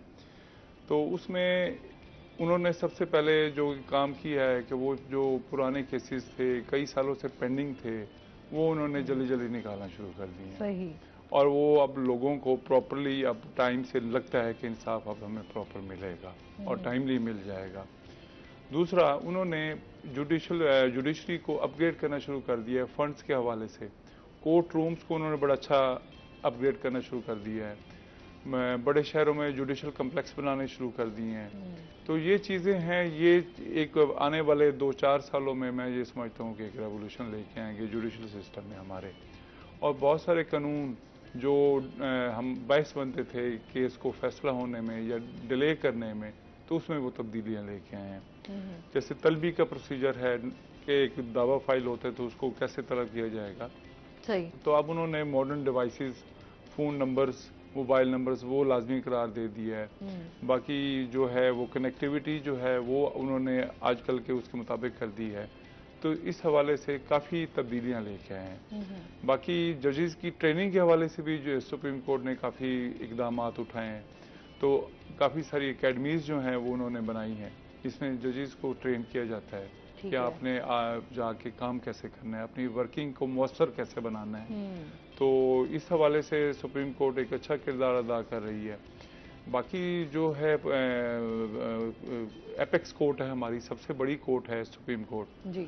तो उस हवाले से वो नए जो कानून बनते हैं, हमारी असम्बली बनाती है, तो उसको वो उसकी तशरीह करने में, उसकी कमेंट्री करने में भी एक बड़ा पॉजिटिव रोल प्ले कर रही है। सही। इस हवाले से मैं ये समझता हूँ कि सुप्रीम कोर्ट जो है वो एक पाकिस्तान में एक अच्छा रोल प्ले कर रही है हर लिहाज से। सही। चलिए, हम तो उम्मीद कर सकते हैं कि हमारा जो अदालती निज़ाम है वो बेहतर हो सके, लोगों को इंसाफ मिल सके, जो कि लोगों का एक बहुत बड़ा मसला है कि हमेशा ये कहा जाता है कि हमें इंसाफ नहीं मिलता। आप क्या समझते हैं कि बाहर के और यहाँ के पाकिस्तान में कितना फ़र्क है अदालती निज़ाम में? अदालती निज़ाम बाहर और यहाँ के कोई इतना ज़्यादा फ़र्क नहीं है, बिहेवियर ऑफ पीपल्स का फ़र्क है एक्चुअली। वहाँ के लोगों के पास इतना टाइम नहीं है कि वो इस तरह की लिटिगेशन करें और चीज़ों को उलझाते रहें। वहाँ सिस्टम ही उन्होंने, बाहर के मुल्क में मैंने ये देखा है कि जब वो कोई पिटिशन फाइल की जाती है तो पहले वो जो दोनों वकला, प्लेंटिफ और डिफेंडेंट के जो वकला हज़रात होते हैं वो जज के चैम्बर में जाते हैं, जज के साथ बैठ के उस केस को डिस्कस करते हैं। डिस्कस होने के बाद अगर जज साहब ये समझते हैं कि ये इस केस पे ट्रायल होना चाहिए, तो उसके बाद वो उसको अलाउ करते हैं, इस पे ठीक है मैं इसका ट्रायल करूँगा, वो केस चल पड़ता है। अदरवाइज यहाँ ये थोड़ा सा इस सिस्टम का यहाँ अभी लागू नहीं हुआ। तो और ये चीज़ें, हाँ, ये चीज़ें अभी नहीं है क्योंकि हमारा सिविल प्रोसीजर जो कोड है 1908 का, वो इस चीज़ को अलाउ नहीं करता। या तो इसमें कोई अमेंडमेंट हमारी कौमी असम्बली करे, पार्लियामेंटेरियंस करें। ये पार्लियामेंटेरियंस का काम है कानून को जो है लेजिस्लेशन करना, उसको अमेंड करना कि हमने आजकल के तकाज़ों के मुताबिक उसको किस तरह बेहतरीन करना है। क्योंकि अब जिद्दत आती जा रही है, तो कुछ हमारी चीज़ों को, सिस्टम को अपडेट करने की बहुत ज़्यादा ज़रूरत है। वहाँ ये है कि वहाँ सिस्टम और कानून इतना सख्त है कि हम यही पाकिस्तानी जो यहाँ पाकिस्तान में बड़े फख्र से एक कानून तोड़ता है और झूठा केस कर देता है, जब वो बाहर जाता है तो वो उसको पता होता है नहीं मैंने ये सिग्नल भी नहीं क्रॉस करना, इवन मैंने रोड क्रॉस करनी है तो मैंने जब वो उसकी जेब्रा क्रॉसिंग की लाइट ग्रीन होगी तो मैं क्रॉस करूंगा। मैं आज सुबह ये देखती आ रही थी, लोग जहाँ पे आपके सिग्नल होता है वहाँ पे जो स्पेशली बाइक वाले होते हैं, अच्छा कुछ लोग तो फॉलो कर रहे थे, कुछ लोग बिल्कुल भी परवाह नहीं करते।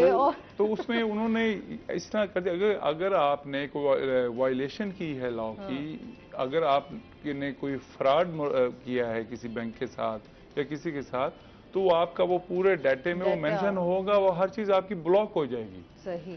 उसमें फिर आपके पास ऑप्शन ही नहीं रहेगी। बिल्कुल ऐसे ठीक वहाँ है का ना? हाँ जी। कानून और यहाँ यहाँ ये के कानून सिस्टम में नहीं थोड़ा है। सा ये फर्क है कि यहाँ पर फिर भी कहीं ना कहीं इंसान हमारे यहाँ लोग समझते हैं कि मैं अगर कोई भी जुर्म करूंगा तो मैं आसानी से जी, जो है निकल वो जाऊंगा। निकल जाऊंगा। अच्छा, वहाँ पर ये हाँ कि जी, चांसेस वहाँ नहीं उन्होंने होते। इदारे इतने मजबूत किए हुए हैं, वहाँ ये नहीं है कि वो कोई एमपीए एमएनए की सिफारिश है, किसी मिनिस्टर साहब की सिफारिश है, किसी जज का बंदा हाँ, है कोई सिफारिश तो वो निजाम निकल नहीं। जाएगा। हाँ। वहाँ तो ये सिस्टम ही नहीं है ना, वहाँ तो वो उन्होंने अपने सिस्टम्स और डिपार्टमेंट्स को इतना एडवांस किया हुआ है कि आप उस सिस्टम में फंस जाते, वो बेचारा जो आपका सिफारिशी है वो भी कुछ नहीं कर सकता। कुछ नहीं कर सकता। तो यहाँ हमारे मामला जो हैं वो थोड़े से डिफरेंट हैं।